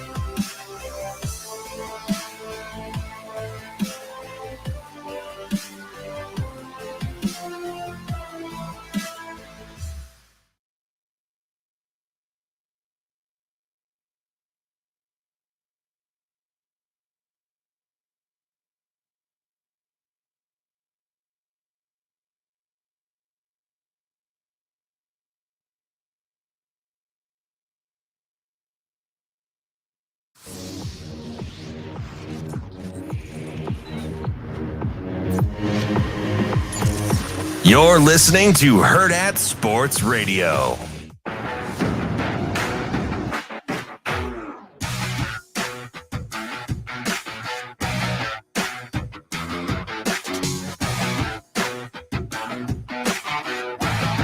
Welcome back. Hurrdat Sports Radio, wrapping up the show here on a Tuesday. Andrew's jamming out. I don't know what's happening. I like over here. these new beats. Shane did some work, got some new music in there, eh? Shane's been busy. He's been in the lab, you know. Been on the ones and I'm talking in my Canadian accent now because it's NHL opening hockey day. season. Yeah, there you go. Officially. That's Andrew Rogers. I'm Ravi Lulla. Wrapping up your show here on a Tuesday. So I kind of this is random from what we've been talking about today. What isn't? Well, that's fair. The other topic was even more random, so we'll maybe save that for Thursday. But it is, to say the least, not sports related. But the other topic, yes, this one is sports related, and I bring it up because I sort of follow a lot of Boston media because I'm a Red Sox fan, and so obviously during you are, yeah, a little bit. People forget. But during obviously football season, they all cover the Patriots. And there's kind of this sort of growing sentiment that Bill Belichick might be in trouble in terms of like keeping his job with the Patriots. It has not been great the last handful of years. You go 7-9, 10-7, 8-9, currently 1-4 since. Did somebody big leave? Yeah, so they had this quarterback. I don't know if it was kind of a late round draft pick, so probably wasn't that good. But he left after about 20 years of playing quarterback, and it has not been Tom awesome. Brady? So close. Tom Brady. You almost had it. Tom Grady. Tom Grady. I think that's a real person. Grady Little? No, that's a different. Oh no, wrong guy. No, wrong guy. That's getting nightmares about Grady Little. So there's kind of the sentiment, and I didn't really believe it at first. I was like, come on, you're not firing Bill Belichick, right? Like that's stupid. Until I'm waiting for the however. Until there is apparently, and I don't know if you remember this at the time. There was a big sort of feud between Robert Kraft and Bill Belichick. Yeah, because he liked Velveeta more. Yes, no, because Kraft wanted to take care of Tom Brady, pay him whatever he wanted, and keep him in New England for the rest of his career. And Bill Belichick has a famous track record of saying, hey, I'm not overpaying anybody. When I think they're done, ship them out of town. And Bill Belichick won that battle probably on the track record of, hey, look how many times I've done this, and I've been right every single time, right? One that pops up really fast to me is like Logan Mankins. People are like, what are they getting rid of Logan Mankins for? Boom, he was done as soon as they got rid of him. They were fine on the offensive line. That's happened a million times over Bill Belichick's career. Randy Moss was also another really good example of that. As soon as they cut him loose, he was back to being what he was before he got there, in like his Raiders days. No offense, Shane. This sounds like a die by the sword type of moment here. Yeah, so it's apparently their relationship has not been great since that moment because Robert Kraft loved Brady, but he sided with Bill Belichick.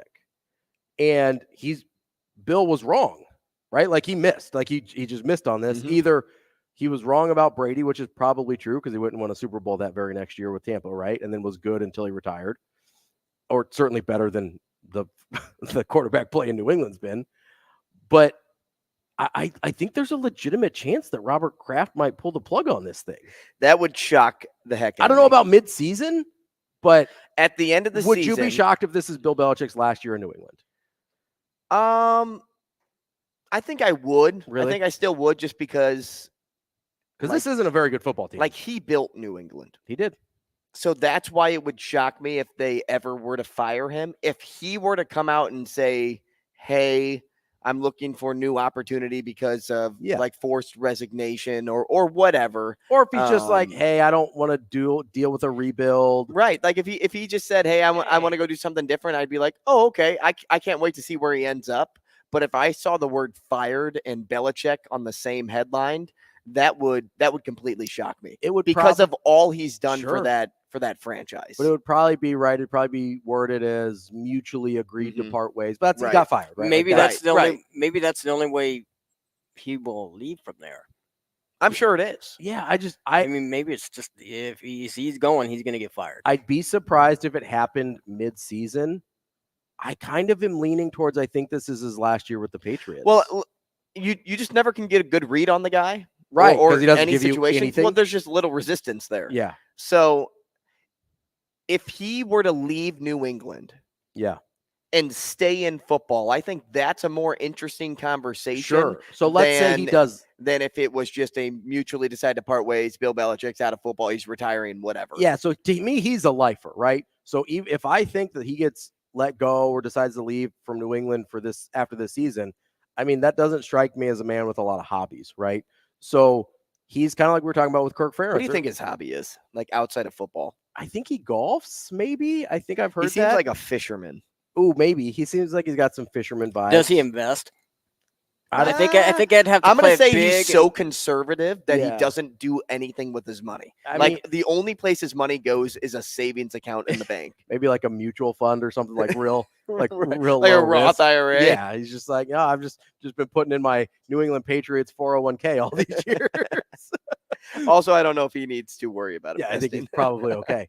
But no, so let's say that he is done at New England in this year.